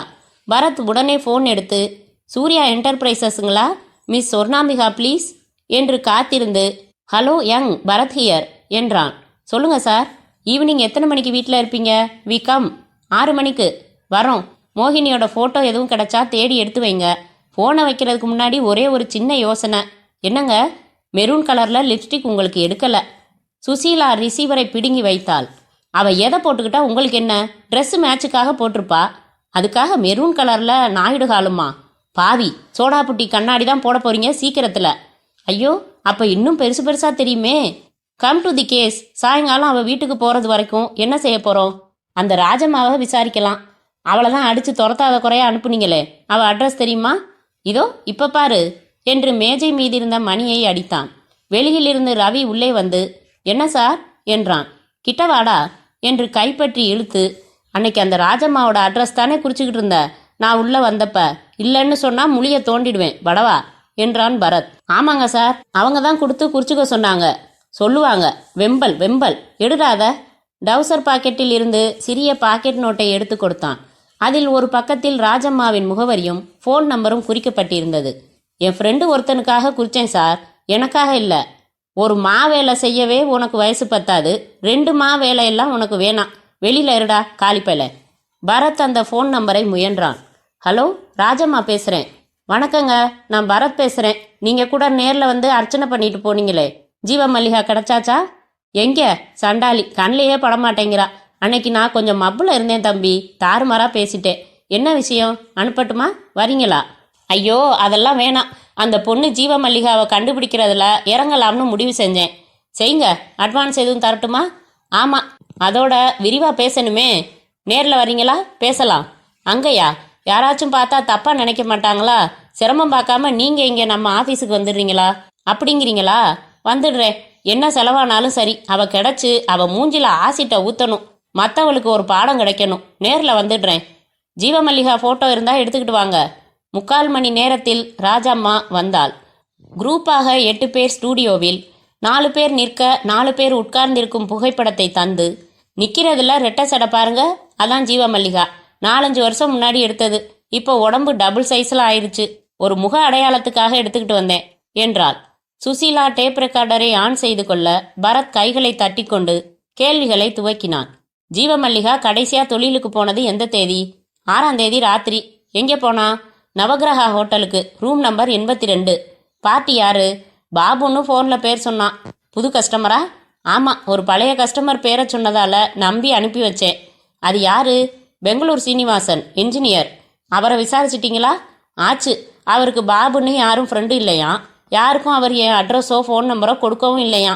சரி, நவகிரகா ஹோட்டலில் விசாரிச்சிங்களா? அந்த தேதியில் அந்த ரூமில் பசவப்பான்னு ஒரு உள்ளூர் வக்கீல் ரூம் போட்டு இருந்திருக்காரு. பாபுன்னு யாருமே தங்கலை. பசவப்பா கிட்ட நானே போய் விசாரித்தேன். தொந்தியும் நரையுமா 67 வயசா அவருக்கு. நானாவது ஃபோன் செய்கிறதாவதுன்னு சொன்னார். யாரோ விளையாடிட்டாங்க. ஜீவமல்லிகா ஹோட்டலுக்கு எதில் போனா? ஆட்டோவில். தனியாகத்தான் போனாலா? ஆமாம், காலையில் வந்துருவான்னு பார்த்தா ஆளை காணோம். ஆள் அனுப்பி விசாரிச்சா அந்த ஆள் சொன்ன தகவல் எல்லாம் பொய்ன்னு தெரிஞ்சுது. அதுக்கப்புறம் என்ன செஞ்சீங்க? வீட்டில் இருக்கிற அத்தனை கழுதைகளையும் வரிசையாக நிற்க வச்சு பெரம்ப கையில் எடுத்துக்கிட்டேன். ஜீவமல்லிகா எவனையாவது நேசிச்சாலான்னு விசாரித்தேன். உதச்சது தான் மிச்சம், ஒருத்திக்கும் தெரியலை. இப்போ உங்கள் யூகம் என்ன? 2 சான்ஸ் தாங்க சார். ஒன்று, அந்த பாபு இவளை தள்ளிக்கிட்டு போய் கல்யாணம் பண்ணிட்டான். அந்த திட்டத்துக்கு இவளே உடந்தை. கஸ்டமர் மாதிரி அவன் ட்ராமா ஆடியிருக்கான். இன்னொரு யூகம், அந்த பாபுவுக்கும் இவளுக்கும் எந்த சம்மந்தமும் இல்லை. இவளை கடத்திக்கிட்டு போய் வேற எங்கேயோ விற்கிறது அவன் யோசனையாக இருக்கலாம். இதில் 2வதுக்கு தான் சான்ஸ் அதிகம். இதே மாதிரி இதே தொழிலில் உள்ள இன்னொரு பொண்ணையும் 4 நாளாக காணோம். அவள் கடைசியாக போனதும் பாபுன்னு ஒருத்தன் ஃபோன் செஞ்சுதானா? அப்படியா? பெரிய கில்லாடியா இருப்பான் போலிருக்கே. அப்படின்னா அவன் கடத்தி விற்கிறவனா தான் இருக்கணும். பரத் சைகை காட்ட சுசீலா டேப்பை அணைத்தாள். நான் ஹோட்டல்லையும் பசவப்பாவையும் கொஞ்சம் விசாரிச்சு பார்த்து உங்களுக்கு ஃபோன் செஞ்சு சொல்கிறேம்மா, போயிட்டு வாங்க. ராஜம்மா புறப்பட்டு சென்றாள். பரத் சுசீலாவை பார்த்து, எவ்வளவு தைரியமாக முதலீடே இல்லாமல் தொழில் பண்ணுறாங்க பாரு என்றான். அத்தியாயம் 8. மயில்சாமி தன் வாடகை போர்ஷனில் கட்டிலில் படுத்திருந்தான். பீடி புகையை வட்டவட்டமாக மேலே அனுப்பி கொண்டிருந்தான். டெலிவிஷனில் பாக்ஸிங் நிகழ்ச்சி தொகுப்பில் டிஷும் டிஷும் என்று குத்தி கொண்டிருந்தார்கள். டெலிபோன் ஒலித்தது. புரண்டு படுத்து எடுத்தான். ஹலோ, யாருங்க என்றான். துரைசாமி பேசுறேன். சொல்லுங்க சார். இங்கே வியாபாரத்தில் டென்ஷன் அதிகமாக இருக்கு. நான் கிராமத்துக்கு புறப்படுறேன். சரிங்க சார். 10 நாளைக்கு தொடர்ச்சியா அங்கே தங்கலாம்னு இருக்கேன். சரிங்க சார். தனியா போர் அடிக்கும், துணைக்கு வா. உடம்பு பிடிச்சு விட, தண்ணி அடிக்க, சீட்டாட நீ தான் எனக்கு வேணும். வரேங்க சார். 1 மணி நேரத்தில் வீட்டுக்கு வந்துரு. காரில் போயிடலாம். சரிங்க சார். வேற நம்ம ஏற்பாடு அங்கே போய் பேசிக்கலாம் வா. சரிங்க சார் என்று போனை வைத்துவிட்டு ஒரு சூட்கேஸை எடுத்து வைத்து அதற்குள் துணிகளை அடுக்க துவங்கினான் மயில்சாமி. புறப்பட தயாராகி ஷூ அணிந்து கொண்ட போது அழைப்பு மணி ஒலித்தது. மயில்சாமி கதவை திறந்தான். வீணா நின்று கொண்டிருந்தாள். அவன் தங்கை, விடுதி ஒன்றில் தங்கி வேலைக்கு சென்று கொண்டிருப்பவள். அண்ணனின் முரட்டுத்தனமான போக்குகள் பிடிக்காமல் அடிக்கடி சண்டை செய்பவள். வாமா, உள்ளவா. வீணா உள்ளே வந்து, வெளியூர் புறப்பட்டுக்கிட்டு இருக்கியா? ஆமா, பக்கத்துல தான். மதுராந்தகம் பக்கமா மஞ்சள் காடு கிராமம். அங்க போய் யார் கைய கால வாங்க போற? இதை கேட்கத்தான் வந்தியா? இந்த தொழிலை நீ மாத்திக்கவே மாட்டியா? எத்தனை தடவை சொல்லிட்டேன். அடுத்தவங்களை அடிச்சு பொழைக்கிறதுக்கு உனக்கு கூசவே இல்லையா? இல்ல, அட்வைஸ் பண்றதுக்கு தான் இந்த ராத்திரியில வந்தியா? இல்ல, ஒரு முக்கியமான விஷயம் சொல்லணும். சொல்லு. எனக்கு கொஞ்சம் பணம் வேணும். எவ்வளவு? 30,000. எதுக்கு? தெரியாதனமா என் கூட வேலை பார்க்குற ஒருத்தருக்காக கடனுக்கு நான் ஜாமீன் கையெழுத்து போட்டேன். அந்த ஆள் ஊரை விட்டே ஓடிட்டான். கடன் கொடுத்தவன் என்ன நறுக்கிறான். வேற வழி இல்லாம நான் தான் கொடுக்க வேண்டியிருக்கு. அந்த ஆளோட மகன் ஒருத்தன் இருக்கான். அவனை தேடி பிடிச்சு கேட்டேன். அவன் தர்மத்துக்கு கட்டுப்பட்டு அந்த பணத்தை தான் கொடுத்துடுறதா சொல்லியிருக்கான். அவனுக்கு 4 நாளில் பணம் வர வேண்டியிருக்கு. வந்ததும் தருவான்.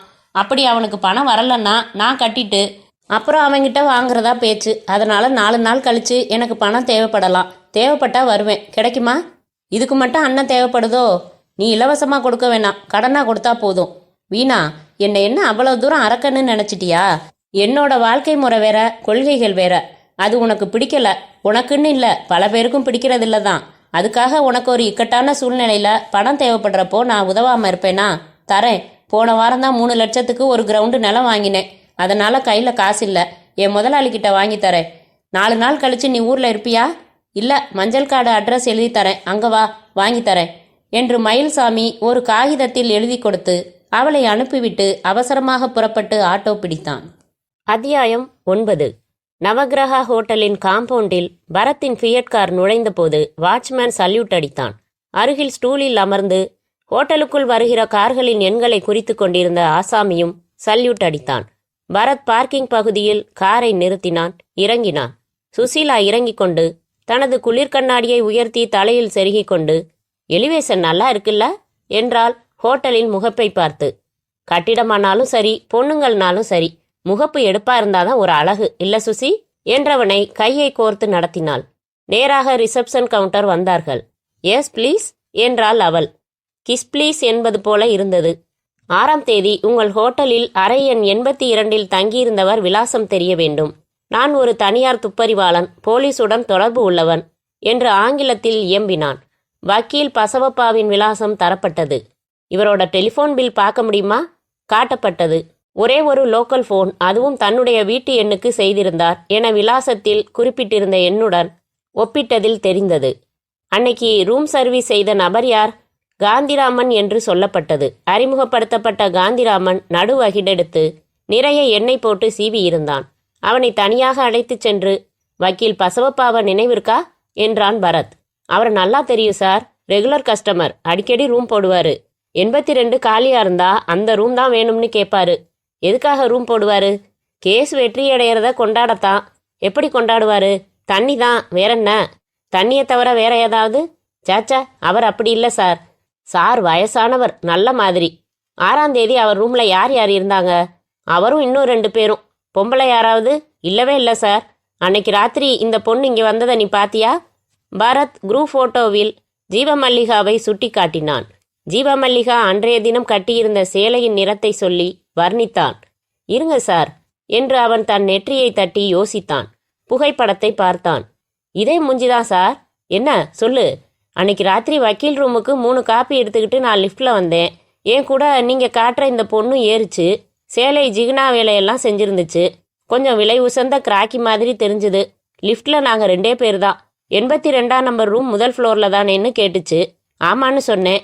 என்னடா இது வக்கீல் ரூமுக்கு பொண்ணெல்லாம் வருதுன்னு நினச்சிக்கிட்டு முதல் ஃப்ளோரில் நான் வேகமாக அவளை தாண்டி 82 ரூமுக்கு வந்தேன். அவள் பின்னாடியே வருவான்னு திரும்பி பார்த்தா வரல. விசிட்டிங் ஹாலில் உட்காந்துருந்த ஒரு ஆள் ஹாய்ன்னு அவளை கூப்பிட்டு அவகிட்ட வந்தான். என்னமோ சொன்னான். அப்புறம் 2 பேரும் கை கோர்த்துக்கிட்டே திரும்ப போயிட்டாங்க. என்னடா இது வக்கீல் ரூமுக்கு விசாரித்த பொண்ணு எவன் கூடவோ போகுதேன்னு எனக்கு பிடிபடலை. உள்ளே கொண்டு போய் காலி ஃப்ளாஸ்கை வச்சுட்டு வெளியில் வந்து எட்டி பார்த்தா அவங்க 2 பேரும் ஒரு காரில் புறப்பட்டு போகிறத பார்த்தேன். சரி என்னமோ விவகாரம்னு விட்டுட்டேன். இந்த பொண்ணுக்கு என்ன ஆச்சு சார் என்றான் காந்திராமன். 10 நாளாக காணலை. அந்த ஆள் தான் தள்ளிட்டு போயிருப்பான் சார். அது என்ன கார்? Ambassador car. ராத்திரி நேரம், கலர் நினைவில் இல்லை. அவன் எப்படி இருந்தான்? பக்கா ரவுடி மாதிரி இருந்தான். பீடி பிடிச்சிக்கிட்டு இருந்தான். மூஞ்சி மறந்து போச்சு. மறுபடி பார்த்தா ஞாபகத்துக்கு வரலாம். பரத் மேற்கொண்டும் விசாரித்தான். புறப்பட்டான். ஹோட்டலின் கேட் அருகில் கார் எண்களை குறித்து கொண்டிருந்தவனிடம் வந்தான். இந்தாங்க, காப்பி செலவுக்கு வச்சுக்கங்க. உங்கள் ஹோட்டலில் 6ஆம் தேதி சாயங்காலத்திலிருந்து பார்க் செஞ்சிருந்த வண்டி நம்பர் எல்லாம் எனக்கு வேணும் என்றான் பரத். அவன் பக்கம் புரட்டி மடித்து வைக்க அன்றைய தேதியில் மாலை 6 மணிக்கு மேல் கிட்டத்தட்ட 200 வண்டிகளின் எண்கள் குறிக்கப்பட்டிருந்ததை பார்த்து மலைத்தான். திரும்பி பார்க்க ஹோட்டலுக்குள்ளேயே ஜெராக்ஸ் கடை இருப்பது தெரிந்தது. சுசீலா, இந்த பக்கத்தை அப்படியே ஜெராக்ஸ் பண்ணிட்டு வந்துடு. 1/4 மணி நேரம் கழித்து காரில் அவர்கள் இருவரும் தங்கள் ஏஜென்சிக்கு புறப்படுகையில் சுசீலா கேட்டாள். 200 நம்பர்களையும் ஆர்டிஓ ஆஃபீஸுக்கு தூக்கிட்டு போய் இதில் எத்தனை அம்பாசிடர்னு பிரித்து அவங்க அட்ரஸ் எல்லாம் வாங்கி ஒவ்வொருத்தனையாக விசாரிக்கிறதாக்கும். அலுப்பான சிரமமான ஆனால் வேற வழி இல்லாத வழி. அதுதான் சுசீலா. உனக்கு தான் எல்லா ஆர்டிஓ ஆஃபீஸ்கள்லையும் ஃபேன்ஸ் இருக்காங்களே, ஏதாச்சும் ஒரு வழியில் துவங்கலாம். சுசி, மனசு வை. இதுக்கே 4 நாள் ஆகும் பரத். ஆகட்டும், வாட்டுடு என்றான் பரத். அத்தியாயம் 10. அதே தினத்தின் மாலை 6 மணிக்கு ராஜா அண்ணாமலைபுரத்தில் அந்த சொர்ணாம்பிகாவின் சிறிய மாடிப்பகுதி வீட்டின் வரவேற்பறையில் பரத் சுசீலா அமர்ந்திருக்க அவர்களுக்கு டீ கொண்டு வர சொர்ணாம்பிகா உள்ளே சென்றிருந்தாள். ஏன் சுசி, நான் ஆஃபீஸ் போயிட்டு வந்து ஷூவை கழட்டி போட்டுடுற மாதிரி தான் போலிருக்கு சொர்ணாம்பிகா. ஆஃபீஸ்லேருந்து வந்ததும் சுதந்திரம் விரும்புகிறவ இல்லை? பரத், உங்களுக்கு நரகத்தில் ரொம்ப கஷ்டமான தண்டனையெல்லாம் கொடுக்க போகிறாங்க. அது செத்ததுக்கப்புறம் தானே. இப்போ என்ன, உயிரோடு இருக்கிறப்ப புண்ணியம் தேடுறதா இல்லையா? எப்போ கிளவியான? Have you stopped purchasing your napkins my dear Susheela? செருப்படி விழும் என்றால் பற்களை கடித்து. ட்ரேயில் வைத்த 3 டீ கோப்பைகளுடன் நைட்டி அணிந்த சொர்ணாம்பிகா எதிரில் அமர்ந்தாள். ஆஃபீஸில் உங்களுக்கு என்ன டைப்பான வேலை? அது எதுக்கு இப்போ மோகினி பற்றி விசாரிங்க என்றாள் சுசீலா. எஸ், உங்கள் ஃப்ரெண்டுக்கு ஏன் மோகினின்னு பேர் வச்சாங்க? சங்கடத்திலையும் சிரிக்க வைக்கிறீங்க சார் என்றாள் சொர்ணாம்பிகா. காதில் போய் கடுக்கன் இருக்கு பாருங்க, அது கடிச்சா கூட சிரிக்கணும்னு வள்ளுவர் சொல்லியிருக்காருங்க. பரத், அது கடுக்கன் இல்லை, இடுக்கன். மை காட், எங்கள் வாத்தியார் புத்தகத்தில் அச்சுப்பிள்ளையோட அச்சாகி இருந்துச்சு போலிருக்கு. அப்படித்தான் பாடம் நடத்தினாரு. மீண்டும் குனிந்து நிமிர்ந்து அவள் சிரித்தாள். பரத், நீங்க போய் கார்ல உட்காருங்க. என்ன விசாரிக்கணுமோ அதை நானே விசாரிச்சுட்டு வரேன் என்றாள் Susheela. No no more jokes madam. மோகினி தன்னோட கஸ்டமர்களை பத்தி உங்ககிட்ட விசாரிக்கிறதுண்டா என்றான் பரத். எனக்கு அவளோட இந்த தொழிலே பிடிக்காதுங்கிறதால அதை பத்தி எதுவும் என்கிட்ட விவரிச்சதில்ல. சரி, என்னைக்கு காணாம போனா? 13ஆம் தேதி சார். பாபுன்னு ஒருத்தர் ஃபோன் செஞ்சாரு இல்லையா? ஆமா. என்ன பேசினாருன்னு தெரியுமா? நான் தான் ஃபோன் எடுத்தேன். மோகினி இருக்காங்களான்னு கேட்டான். நீங்க யாருன்னே. பாபுன்னு சொல்லுங்க, அவங்களுக்கு என்ன தெரியாது, ஆனா நான் அவங்க கிட்ட தான் பேசணும்னு சொன்னான். நான் அவளை கூப்பிட்டு ஃபோனை கொடுத்துட்டு மேஜைக்கு போய் ஒரு லெட்டர் எழுத ஆரம்பிச்சேன். அவள் ஃபோனில் என்ன பேசினான்னு தெரியாது. ஒரு பென்சிலோ பேனாவோ கொடுன்னு சொல்லி கேட்டா. பால் பாயிண்ட் பேனா தூக்கி போட்டேன். எடுத்து பேப்பர் தேடி கிடைக்காம தந்தி பேப்பர்ல ஓரத்துல என்னமோ எழுதிக்கிட்டா. எழுதிக்கிட்டதை கிழிச்சு எடுத்து கைப்பையில வச்சுக்கிட்டா. 1/4 மணி நேரத்துல ட்ரெஸ் பண்ணிட்டு புறப்பட்டுட்டா. காலையில தான் வருவேன்னு சொல்லி கண்ணடிச்சிட்டு போயிட்டா என்றாள் சொர்ணாம்பிகா. அவ எழுதி கிழிச்சு எடுத்துக்கிட்ட அந்த நியூஸ் பேப்பர் இருக்கா என்றான் பரத் ஆர்வமாக. அது எதுக்கு? அதுல எழுதின விபரத்தை தான் கிழிச்சு எடுத்துக்கிட்டு போயிட்டாளே சார். அடுத்த பேப்பர்ல அந்த எழுத்துக்களோட பதிவு இருக்கும் மேடம், நீங்க கொடுங்களேன். சாரி, நாங்க பேப்பர் வாங்குறதில்ல. கீழ் வீட்டுல இருந்து வாங்கி படிச்சுட்டு திருப்பி கொடுத்துடுவோம். பரவாயில்ல, போய் வாங்கிட்டு வாங்க. கீழ் வீட்டுக்காரங்க குடும்பத்தோட திருப்பதி போயிருக்காங்க. நாளன்னைக்கு தான் வருவாங்க. போச்சுடா, சாவி உங்ககிட்ட தான் கொடுத்துட்டு போனாங்களா? இல்ல, எடுத்துக்கிட்டே போயிட்டாங்க. நாம ஃபர்தரா மூவ் பண்ண ஒரு நல்ல பாயிண்ட் கிடைச்சதுன்னு நினைச்சேன். அன்னைக்கு மோகினி அந்த பாபுவை எங்க சந்திச்சாங்கிறது ஒரு முக்கியமான விஷயம். சரி, மோகினி போட்டோ கொடுங்க. திருப்பதியிலேருந்து வந்ததும் அந்த குறிப்பிட்ட தினத்து ஓரம் கிழிச்ச பேப்பரை வாங்கிட்டு வந்து என்ன பார்க்குறீங்களா? சரி சார். பரத் எழுந்து கொண்டான். சுசீலா டேப் ரெக்கார்டரை எடுத்துக்கொண்டு முன்னால் சென்றுவிட பரத் ஷூ அணிந்து கொண்டிருக்கும் போது சொர்ணாம்பிகா அருகில் வந்து, என்கிட்ட ஒரு மாற்றம் கவனிச்சிங்களா என்றாள். வந்ததுமே கவனிச்சிட்டேங்க, மறைக்கிற விஷயம் இல்லையே. ஆஃபீஸ்ல இருந்து வந்ததுமே மெரூன் கலர் லிப்ஸ்டிக்கை தொடச்சிட்டு ஆரஞ்சு கலர் போட்டேன். இது எனக்கு சூட் ஆகுதா? நீங்க லிப்ஸ்டிக் மாற்றத்தை தான் கேட்டீங்களா? அதானே என்னடா இவ்வளவு துணிச்சலா அதை பத்தி கேட்குறீங்களேன்னு நினைச்சேன். வேற என்ன மாற்றம் என்கிட்ட? சுசீலா 4வது தடவை ஹாரன் அடிச்சிட்டா. வரேங்க. பரத் வாசலுக்கு ஓடினான். அத்தியாயம் 11. மஞ்சள் காடு. பண்ணை வீட்டில் மாடியறையில் ஆடும் நாற்காலியில் மெதுவாக அசைந்து கொண்டிருந்தார் துரைசாமி. கையில் காலியாகி போன கிளாஸ். கீழே தரையில் அமர்ந்திருந்த மயில்சாமி அவர் கிளாஸை நிரப்பினான். மயில்சாமி என்றார் போதையேறிய கண்களுடன். சொல்லுங்க சார். சவுக்கு அடிக்கணும்டா. என்ன சார் இப்படி திடீர்னு சொன்னா எப்படி? ஏற்பாடு செய்ய வேணாமா? காலையில கூட கேட்டேனே, கொஞ்ச நாளைக்கு வேணாம்னு சொன்னீங்களே. கை நமங்குதுடா. சவுக்கு அடிக்கணும்டா. சார் உங்களுக்கு என்ன, சுலபமா சொல்லிடுறீங்க கொண்டு வான்னு. நாளைக்கு எந்த பிரச்சனையும் வரக்கூடாதேன்னு பார்த்து பார்த்து திட்டம் போட்டு கொண்டு வர வேண்டியிருக்கு. இது வரைக்கும் எத்தனை ஆச்சுடா? 7 ஆச்சு.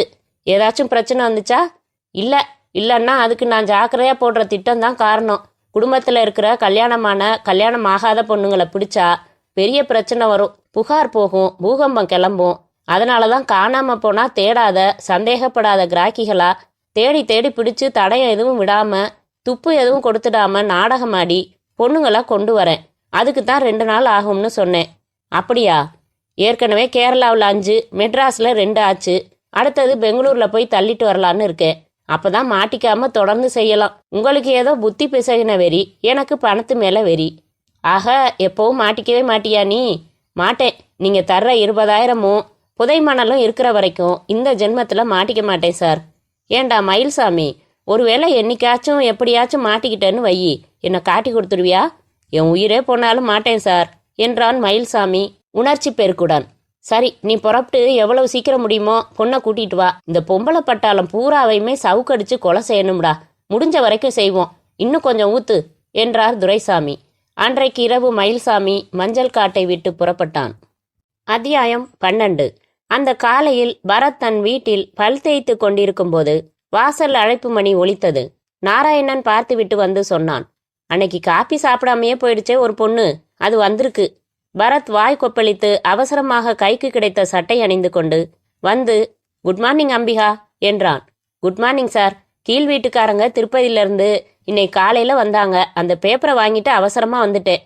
இன்னும் குளிக்க கூட இல்ல. குளிக்காமலேயே இவ்வளவு பளிச்சுன்னு இருக்கிறப்ப எதுக்காக தண்ணியை வேஸ்ட் பண்றீங்க? எங்க அந்த பேப்பர்? தன் கைப்பைக்குள் இருந்து எட்டாக மடக்கின செய்தித்தாளை எடுத்து தந்தாள். அதில் ஓரம் கிழிந்த பகுதிக்கு அடிப்பேப்பரை எடுத்து வெளிச்சம் பக்கமாக படித்து பார்த்தான். பென்சில் அடித்து பார்க்க வேண்டிய அவசியமில்லாமல் எழுத்து அச்சுக்கள் தெளிவாக தெரிந்தன. Hotel Sun Moon, room number 119. இந்த தகவல் ரொம்ப உருப்படியா இருக்குங்க. டெவலப் பண்ணி பார்க்குறோம். பரத், நான் இதை கொடுக்கறதுக்காக மட்டும் வரல. பின்ன அப்படியே உங்களை பார்க்கணும் போலவும் இருந்துச்சு. ஐயோ என்றான் பரத். நான் என் புருஷனை டைவர்ஸ் செஞ்சு 4 வருஷம் ஆச்சு. ஆம்பளைங்க அத்தனை பேரும் அயோக்கியங்கன்னு ஒரு வெறுப்பு எனக்குள்ள இருந்துச்சு. உங்களை பார்த்ததுலேருந்து மனசுல அந்த வெறுப்பை காணோம். இப்போ நான் அதை வேற தேடி கண்டுபிடிச்சு தரணுமா? இந்த சிரிக்க வைக்கிற பேச்சு தான் என்னமோ செய்யுது. வேணாங்க, இப்போவே உங்கள் கற்பனையை ரப்பர் போட்டு அழிச்சிடுங்க. வேற வழி இல்லாமல் நான் சுசீலா கிட்ட என்னைக்கோ ஒரு நாள் கல்யாணம் பண்ணிக்கிறதா சத்தியம் பண்ணி தொலைச்சிட்டேன். புன்னகையுடன் எழுந்து கொண்ட சொர்ணாம்பிகா, சோ வாட், நம்ம நாட்டில் ஒரு ஆம்பளை 2 கல்யாணம் பண்ணிக்கிறது புதுசு இல்லை. Keep it in your mind. அமர பேசலாம் என்று வாசலுக்கு நடந்தாள். இது காலி நிலம் இல்லைங்க, பயிர் செய்யப்பட்டாச்சு. மறுபடி விதை போட வழி இல்லை. பஞ்சிங்கா இல்லை, டயலாக். விதை போடாமலேயே பயிருக்கு நடுவில் களை வந்துடுறதுண்டு சார் என்று கண்ணடித்து விட்டு மறைந்தாள். நல்ல வேளை சுசீலா பக்கத்தில் இல்லை என்று முணுமுணுத்து திரும்பின பரத் எதிரே காப்பியுடன் வந்தான் நாராயணன். இன்னைக்கும் போயிட்டாங்களா? சமையல் கட்டிலிருந்து கேட்டேன். என்ன அர்த்தம் அவங்க சொன்னதுக்கு? போடா என்றான் பரத். மேடத்துக்கிட்ட கேட்டுக்கிட்டா போச்சு. ஒரு காதை அறுத்துடுவேன் ராஸ்கல், வாயை திறக்கக்கூடாது நீ என்றான் பரத். 11 மணிக்கு பரத் தன் அலுவலகம் வந்தபோது சுசீலா போன் பேசிவிட்டு வைத்தாள். நான் கேட்டுக்கிறேன். சுசீலா, குட் நியூஸ், உனக்கு பயங்கரமா வேலை மிச்சம் என்று வந்து அமர்ந்தான். என்னது? காலையில சொர்ணாம்பிகா வீட்டுக்கு வந்து அந்த பேப்பர் கொடுத்தா. அதுல ஹோட்டல் சன்மூன், ரூம் நம்பர் 119ன்னு பதிவு தெரிஞ்சுது. நேரா அங்க போனேன். போனோம்மா. போனேன் தான். பேப்பரை கொடுத்துட்டு அவ உடனே வீட்டுக்கு போயிட்டா. சரி சொல்லுங்க, அந்த ஹோட்டல்லையும் கார் நம்பர் குறிக்கிறாங்க. 13ஆம் தேதி சாயங்காலத்துக்கு மேலே ஹோட்டலுக்கு வந்த கார் நம்பர்களை ஜெராக்ஸ் பண்ணிக்கிட்டு ஹோட்டல் நவகிரகா லிஸ்ட்டையும் இதையும் இணையா வச்சு பார்த்தேன். எதிர்பார்த்த மாதிரியே 2 லிஸ்ட்லையும் ஒரே ஒரு கார் நம்பர் மாட்டியிருக்கு. நேராக ஆர்டிஓ ஆஃபீஸ் போனேன். கார் ஓனரோட அட்ரஸ் வாங்கினேன், வந்துட்டேன். இப்போ அங்கே தான் போய்கிட்டு இருக்கேன். போகிற வழியில் உன்னையும் பிக்கப் பண்ணிக்கலாம்னு வந்தேன். வா போகலாம். இருங்க, வண்டி யார் பேரில் இருக்கு? பாபுவா? இல்லை, அதான் புரியல. சாமிநாதன்னு போட்டிருக்கு. ராயப்பேட்டை அட்ரஸ். போய் தான் பார்க்கலாமே. சுசீலா அவனுடன் புறப்பட்டாள். காரில் கேட்டாள். காலையில் அவள் என்ன பேசினா? நாராயணன் ஃபோன் செஞ்சான். என்னமோ பயிறு களைன்னு பேசிக்கிட்டீங்களாம். புரியலன்னா. என்ன அது? போச்சுடா, அவனை ஒற்றனா நியமிச்சிருக்கியா நீ? என்கிட்ட சம்பளம் வாங்கிட்டு உனக்கு வேலை பார்க்குறானா அவன்? என்ன பேசுனீங்க அதை சொல்லுங்க. அவளுக்கு கொஞ்சம் நிலம் இருக்கான். அந்த பயிரில் பூச்சி வராமல் இருக்க என்ன செய்யறதுன்னு கேட்டா. விசாரிச்சு சொல்கிறேன்னு சொன்னேன். ஒரு ஆம்பளை 2 கல்யாணம் பண்ணிக்கலாம்னு ஏதோ சொன்னாலாமே. அவள் டைவர்ஸ் பண்ணின புருஷன் இன்னொருத்தைய கல்யாணம் பண்ணிக்க பார்த்தானா, அதனால டைவர்ஸ் பண்ணாலாம். அதைத்தான் சொன்னான். வந்த வேலையை விட்டுட்டு எதுக்கு சொந்த கதை பேசினா? என்னமோ ஒரு சோகம். சாஞ்சால ஒரு தோல் தேவைப்பட்டது போலிருக்கு. என்கிட்ட கொட்டிட்டா. சாஞ்ச அழுதாளா? அதெல்லாம் நடக்கல. அதை விட சந்தேக பிராணி. அந்த சாமிநாதன் ராயப்பேட்டையில் ஆட்டோமொபைல் ஒர்க் ஷாப் வைத்து பனியனில் காஸ்டிக் கரையுடன் வரவேற்றார். பரத் காரை பற்றி விசாரித்தான். ஆமா, என்னோட கார் தான். அதோ நிக்கிதே. அதில் 6ஆம் தேதி ஹோட்டல் நவகிரகாவுக்கும் 13ஆம் தேதி ஹோட்டல் சன்மூனுக்கும் போயிருந்தீங்களா நீங்க? என்ன சார் கிண்டல் பண்றீங்களா? நீங்க சொன்ன 2 ஹோட்டலுமே பெரிய ஸ்டார் ஹோட்டல். அங்க நான் போறதா? வெளியில இருந்து பார்க்கறதோட சரி. இல்லையே, அந்த தேதிகளில் உங்க கார் அந்த ஹோட்டல்களுக்கு போயிருக்கு. எங்களால் நிரூபிக்க முடியும். அது எப்படி இருக்கலாம் சார்? இருங்க வரேன் என்று ஒரு நோட்டு புத்தகத்தை புரட்டி பார்த்துவிட்டு, கரெக்டு தான், நீங்க சொன்ன அந்த தேதிகளில் நம்ம கஸ்டமர் ஒருத்தர் வண்டி எடுத்துக்கிட்டு போனாரு. ரொம்ப தெரிஞ்சவங்களுக்கு கொடுக்கறதுண்டு. மயில்சாமின்னு பேரு. அப்பப்போ வந்து வண்டி எடுத்துக்கிட்டு போய் மறுநாள் கொண்டாந்து விடுவாரு. கரெக்டாக வாடகை கொடுத்துருவாரு. அவர் ஒருவேளை அந்த ஹோட்டலுக்கெல்லாம் போயிருக்கலாம் சார். அந்த மயில்சாமி விலாசம் வேணுமே. தரனே. தந்த விலாசம் பட்டினப்பாக்கத்தில் இருந்தது. வந்தார்கள். அது ஒரு தனி வீடு. வாசல் கதவில் பூட்டு தொங்கியது. அதிக நடமாட்டம் இல்லாத, அதிக வீடுகள் இல்லாத தெரு. அருகில் சற்று தள்ளி ஒரு பெட்டிக்கடையில் பரத் தனக்கு சிகரெட் வாங்கி பற்ற வைத்து கொண்டு விசாரித்தான். அந்த ஆள் எப்போ வீட்டில் இருப்பான், எப்போ வெளியில் போவான்னு சொல்ல முடியாது சார். இஞ்சி தின்ன குரங்காட்டம் மூஞ்சிய சதா உருன்னு வச்சிருப்பான். சரியான ரவுடி. ஏதாச்சும் ஒரு தகராறுனா உடனே சைக்கிள் செயினை இடுப்புல இருந்து கழட்டுவான். வீட்டில் எல்லா வசதியும் இருக்கு சார். டெலிவிஷன், வீடியோ, டெலிஃபோன் கூட இருக்கு சார். டெலிஃபோனா? விலகி வந்த பரத், சுசி, அந்த வீட்டுக்குள்ள ஆராய வேண்டியிருக்கு. பூட்டு அவ்வளவு ஒன்றும் பத்திரமானதா தெரியல. திறந்துடலாம். நீ கார்ல இரு. இந்த வீட்டை நோக்கி யார் வந்தாலும் ஹாரன் அடி. நான் பின்பக்கமா வெளியில வந்துடுறேன் என்றான். 5 வினாடிகளில் பரத் அந்த பூட்டை திறந்து வீட்டுக்குள் இருந்தான். 20 நிமிடங்கள் அந்த வீட்டுக்குள் ஆராய்ச்சி நடத்தினான். வெளியேறி பழையபடி வீட்டை பூட்டிவிட்டு காருக்கு வந்தான். புறப்படு சுசி, இவன் தான், இந்த மயில்சாமி தான் பாபுங்கிற பேர்ல பொண்ணுங்களை கடத்தி என்னவோ செஞ்சிருக்கான். சாமி மாடம் ஒன்று அந்த வீட்டில் இருக்குதுன்னு சொன்னா நம்புவியா? அதுல ஒரு உண்டியல் இருக்கு. அதுல ஏதோ சீட்டு நீட்டிக்கிட்டு இருந்தது. வெளியில எடுத்து பார்த்தேன். எனக்கு மன்னிப்பே கிடையாது. ஆனாலும் மன்னிக்க வேண்டும் கடவுளே. இது 7வது குற்றம். புதை மணலோட இந்த குற்றமும் மூழ்கி விடட்டும்னு எழுதியிருக்கு. அது மண்ணு உண்டியல். உடைச்சிட்டேன். உள்ள அதே மாதிரி 6 சீட்டுகள். ஒவ்வொன்றையும் அதே மாதிரி 1ஆம் குற்றம், 2ஆம் குற்றம்னு எழுதி மன்னிப்பு கேட்டிருக்கான். புதை மணலோட இந்த குற்றமும் மூழ்கி விடட்டும்னா என்ன அர்த்தம்? அதான் எனக்கும் புரியல. நேரா கமிஷனர் ஆபீஸுக்கு வண்டியை விடு. நியூட்டனை பார்த்து எல்லாம் சொல்லி அரெஸ்ட் பண்ண சொல்லலாம். அப்புறம் அவன் வாயாலேயே உண்மைகளை சொல்ல வைக்கலாம் என்றான் பரத். அத்தியாயம் 13. இவ்வளவு நடந்திருக்குதோ என்றார் நியூட்டன். எங்ககிட்ட எந்த புகாரும் வரலையே பரத். காணாம போனது விபச்சார தொழில இருக்கிறவங்க. அதனால புகார் சொல்ல யாரும் முன் வரல. அந்த மயில்சாமி எழுதி வச்சிருக்கிறத பாக்குறப்ப அவன் இது வரைக்கும் 7 பொண்ணுங்களை கடத்தி இருக்கான்னு புரியுது. கடத்தி அவங்கள என்ன செஞ்சான்னு புரியல. எங்க வச்சிருக்கான்னு தெரியல. குற்றம்னு அவன் எதை சொல்றான், புதை மணல்னு அவன் எதை சொல்றான், ஒன்னும் புரியல சார். பிடிச்சு கொண்டாந்து 4 சாத்து சாத்தினா கக்கிட்டு போறான். கார் கொடுத்தவன் சாட்சி இருக்கான். கார் நின்னதுக்கு ரெஜிஸ்டர் இருக்கு. ரூம் பையன் வேற பார்த்திருக்கான். போதுமே, அவனை மடக்க இது போதுமே. எவ்வளவு நேரமானாலும் காத்திருந்து அரெஸ்ட் பண்ணிக்கிட்டு வர சொல்லித்தான் அனுப்பி வச்சிருக்கேன். மஃப்டியில போக சொல்லியிருக்கேன். கொண்டாந்துடுவாங்க. மாலை வரை மயில்சாமி வீட்டிற்கு திரும்பவில்லை என்று கைது செய்ய போன இன்ஸ்பெக்டர் போனில் தெரிவித்தார். அவரை தொடர்ந்து காத்திருக்க சொன்ன நியூட்டன் போனை வைத்துவிட்டு, ஏன் பரத், அவனுக்கு போன் இருக்குன்னு சொன்னீங்களே, நம்பர் குறிச்சு கொண்டு வந்தீங்களா? இதோ என்றான் பரத். நியூட்டன் உடனே ஒரு உதவி இன்ஸ்பெக்டரை அழைத்து அந்த நம்பரை கொடுத்து, 6 மாச ட்ரங்கால் பில் காப்பி வாங்கிட்டு வாங்க, பயலுக்கு யாரோட கனெக்ஷன்னு தெரிஞ்சுக்கலாம் என்றார். 1 மணி நேரத்தில் பில் காப்பிகளுடன் அவர் வந்தார். வாங்கி பார்த்ததில் மாதத்திற்கு 5 அல்லது 6 முறை மஞ்சள் காடு ஊருக்கு கால் போட்டு பேசியுள்ளது தெரிந்தது. மஞ்சள் காடு குறிப்பிட்ட ஃபோன் நம்பர் யாருக்கு சொந்தமானது என்பதை அடுத்த 10 நிமிடங்களில் அறிந்து கொள்ள முடிந்தது. விஐபி துரைசாமிக்கும் இந்த ரவுடி பயலுக்கும் என்ன சம்பந்தம் இருக்க முடியும் என்றார் நியூட்டன். தெரியலையே, பெரிய புள்ளிகள் சாயங்காலமானா வேற மூஞ்சி மாட்டிக்கிறதுண்டு. நியூட்டன் துரைசாமியின் சென்னை விலாசத்தை போனில் தொடர்பு கொண்டபோது அவர் மஞ்சள் காடு சென்றிருப்பதாக தகவல் சொல்லப்பட்டது. மேற்கொண்டு என்ன செய்யலாம் என்று ஆலோசிக்க துவங்கினார்கள்.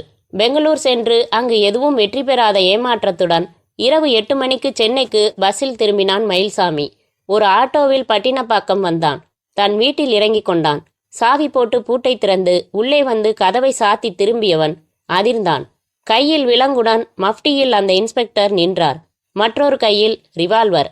உனக்காகத்தான் காத்திருக்கோம் என்றார். அப்படி இப்படி நகரக்கூட முடியாமல் மாட்டிக்கொண்டான் மயில்சாமி. அவன் கைகளில் விலங்கை போட்டுவிட்டு அங்கிருந்த போனிலேயே அவர் நியூட்டனுக்கு தகவல் தெரிவித்தார். 8 மணிக்கு சென்னையை தொட்ட மயில்சாமி இப்போது 9 மணிக்கு கமிஷனர் அலுவலகத்தின் விசேஷ விசாரணை அறையில் காட்டடி வாங்கி கொண்டிருந்தான். அத்தனை விதமான முரட்டுத்தனமான அடி உதை பிரயோகங்களுக்கும் அவன் வாயிலிருந்து வந்த ஒரே வாக்கியம், எனக்கு எதுவும் தெரியாது என்பது மட்டும்தான். இதோ பாரு, ஜீவ மல்லிகா மோகினி 2 பொண்ணுங்களையும் திட்டம் போட்டு நீதான் கடத்திட்டு போயிருக்க. விபரமா சொல்லு. ஏன் இன்னும் 5 பொண்ணுங்க யாரு? உன் கைப்பட உண்டியல்ல 7 குற்றம்னு எழுதியிருக்க பாரு. அவங்க எல்லாம் எங்க? புதை மணல்னு எதுக்கு எழுதுன? சொல்லிட்டார் நாயே. இன்னும் கொடுமையான முறையில் விசாரிக்க ஆரம்பிச்சிடுவோம். உன்னால தாங்க முடியாது. மயில்சாமி உதடு கிழிந்து ரத்தம் சொட்டியது. தோய்ந்து கிடந்தான். ஆனாலும் எனக்கு எதுவும் தெரியாது என்பதை தவிர வேறு எதையும் அவன் சொல்லவில்லை. நியூட்டன் மற்றும் அதிகாரிகள் மற்றும் பரத் தனியாய் வந்து ஆலோசித்தார்கள். சில பேர் உடும்பு புடியா சொன்னதிலே நிற்பாங்க. இவன் அந்த ரகம். அவன் வாயிலிருந்து எதையும் வரவழைக்க முடியாதுன்னு நினைக்கிறேன். மஞ்சள் காடு போகலாம். போய் துரைசாமி கிட்ட நைஸா பேச்சு கொடுக்கலாம்.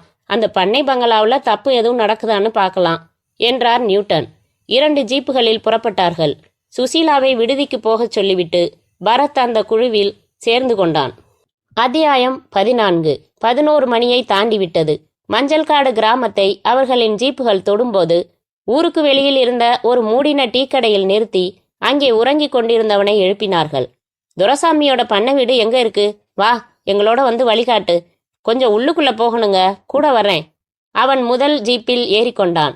ஜீப் இடதுபுறமும் வலதுபுறமும் பிரிந்த ஒரு சாலை அருகில் தயங்கிய போது அவன் சொன்னான், அந்த வீட்டுக்கு 2 வழியாகவும் போலாங்க. ஆனா வலது பக்கம் போனா ரோடு நல்லா இருக்காதுங்க. புதை மணல் இருக்கிறதால எல்லாரும் இடது பக்கம்தான் போவாங்க. ஜீப்பை நிறுத்துங்க என்றான் பரத். என்ன சொன்ன? இங்க புதை மணல் இருக்குதா? ஆமாங்க சார். 20 அடி விட்டத்துல கிணறு மாதிரி புதை மணல் சேருக்குழி ஒன்று இந்த கிராமத்துல இருக்கு. எத்தனையோ ஆடு மாடுங்களை காவு வாங்கிடுச்சு. எத்தனை அடி ஆழம்னே தெரியல. கவர்மெண்ட்டுக்கு எழுதி போட்டு தூர்க்க சொன்னோம், எதுவும் நடக்கல. நாங்களே முள்மரம் வச்சு வேலி மாதிரி போட்டு வச்சிருக்கோம். ஆனாலும் மழை பெஞ்சு காத்தடிச்சு பிஞ்சு போயிடுது. போன வாரம் கூட ஒரு மாடு அதுல விழுந்துடுச்சு. கண் முன்னாடி மூழ்கிடுச்சு. எதுவும் செய்ய முடியல. பரத் நியூட்டனை திரும்பி பார்க்க நியூட்டன் கலவரமான முகத்துடன் பரத் முகத்தை பார்த்தார். முதல்ல அந்த புதை மணலை பார்த்துடலாம் சார். ஜீப்புகள் அந்த புதை மணல் பகுதிக்கே விரைந்தன. ஜீப்புகளின் ஹெட்லைட்ஸ் வெளிச்சத்தில் பார்வையிட்டார்கள். சுற்றிலும் முள் மரங்களை போட்டு வைத்திருந்தாலும் அங்கங்கே சிதைந்து போயிருந்தது. மேற்பரப்பு மழை பெய்து ஈரமான களிமண் சகதி போலத்தான் தெரிந்தது. பரத் ஒரு பெரிய கல்லை தூக்கி போட அந்த கல் மெதுவாக உள்ளே அமிழ்ந்தது. டார்ச் லைட் அடித்து பார்த்த பரத் மீண்டும் டார்ச் வெளிச்சத்தை ஓரமாக சேருடன் சேராக புதைந்து ஆனால் லேசாக தலை நீட்டின ஒரு பொருள் மேல் செலுத்தினான். அது என்ன பொருள் என்று புரியாதபடி சேறு அப்பியிருந்தது. ஒரு நீளமான குச்சி எடுத்து அந்த பொருளை எடுத்து மேலே போட்டார். மேலே வந்து விழுந்ததும் புரிந்தது. அது ஒரு ரப்பர் லேடிஸ் செருப்பு. அப்புறம் என்றாள் சுசீலா ஆர்வமாக. அப்புறம் என்ன, 1 மணி நேரத்தில் ஃபயர் சர்வீஸ் எல்லாம் வரவழைச்சு கிரேன் எல்லாம் கொண்டு வந்து விடிய விடிய 7 எலும்பு கூட்ட வெளியே எடுத்தாங்க. துரைசாமி பங்களாவுக்கு போனா அங்கே இன்னொரு பிணம் என்றான் பரத். என்னது? ஆமா, துரைசாமி ஃபுல் தண்ணில கட்டில்ல கிடந்தாரு. கீழே ஒரு பொண்ணு செத்து கிடந்தா. அவ உடம்பு பூரா சவுக்கடி. கழுத்தை சவுக்காலேயே நெரிச்சு கொண்டு இருக்கான் துரைசாமி. ஐயையோ, ஏன்? அந்த பங்களாவில் இன்னொரு வேலைக்காரன் கிடைச்சான். நியூட்டன் அவன் இடுப்புக்கு கீழே விட்ட ஒரே உதையில எல்லாம் கக்கிட்டான். துரைசாமி சின்ன வயசுல அவங்க சித்திக்கிட்ட நிறைய சவுக்கடி வாங்கினாராம். அதுல மூளையில எங்கேயோ லேசா பிசகிடுச்சு. பொண்ணுங்களை மயில்சாமி கடத்திட்டு வருவானா, அவங்கள சவுக்கால அடிச்சே கொன்னுடுவானா. அப்புறம் ராத்திரியில தூக்கிட்டு வந்து புதை மணல்ல போட்டுடுவாங்களாம். ஹாரிபிள் என்றாள் சுசீலா. அதை விட ஹாரிபிள் என்னன்னா, அந்த 8ஆவதா செத்து கிடந்தாளே, அவ பேரு வீணா, மயில்சாமியோட தங்கையாம். ஏதோ பணம் கேட்டு அங்க வந்தாலாம். அவளையும் சவுக்கால் அடிச்சு கொன்னுட்டான் அந்த சாடிஸ்ட். மயில்சாமி எல்லாத்தையும் ஒத்துக்கிட்டானா? துரைசாமியை அரெஸ்ட் பண்ணியாச்சுன்னு சொல்லியும் அவன் ஒப்புக்கல. 8ஆவதா உன் தங்கச்சியையே கொன்னுட்டான்ப்பான்னு சொன்னதும் உடனே ஸ்தம்பிச்சு போயிட்டான். எல்லாத்தையும் கடகடன்னு கக்கிட்டான் என்றான் பரத். ஆக இவ்வளவு மெனக்கட்டும் நமக்கு ஃபீஸ் போச்சு. ஏன் சுசி, உயிரோட கண்டுபிடிச்சு கொடுக்கறதா தானே பேச்சு? செத்து போயிட்டதை கண்டுபிடிச்சதுக்கு காசு வாங்குறது நியாயமா? இப்படியே பார்த்தா எப்படி? டாக்டர் பேஷண்ட்டுக்கு வைத்தியம் பார்க்குறாரு, பேஷண்ட் செத்துடுறான், அதுக்காக டாக்டர் ஃபீஸ் வாங்காமல் இருக்க முடியுமா என்றான் பரத். ஆனால் இந்த கேஸில் ஒரு இனிய நட்பு உருவாகி இருக்கு. என்னது? சொர்ணாம்பிகா. இன்னொரு தடவை அந்த பேரை சொன்னா நான் ஹேர்பின்னால 100 தடவை குத்துவேன் படவா என்றாள் சுசீலா. ஃபோன் ஒலித்தது. எடுத்தாள். சொர்ணாம்பிகா பேசுகிறேன், பரத்திருக்காரா? ராங் நம்பர் என்று வைத்தாள். முற்றும். ஆனாலும் ஒரு துக்கடா. மாஜிஸ்ட்ரேட் முன்னால் ஆஜர்படுத்துவதற்காக துரைசாமியையும் மயில்சாமியையும் கொண்டு வந்து நிறுத்தின போது ஒரு ஏமாந்த வினாடியில் மயில்சாமி கான்ஸ்டபிள் வைத்திருந்த பாய்நட் பொருத்திய துப்பாக்கியை பறித்து துரைசாமியை நெஞ்சு பார்த்து சதக் சதக் சதக்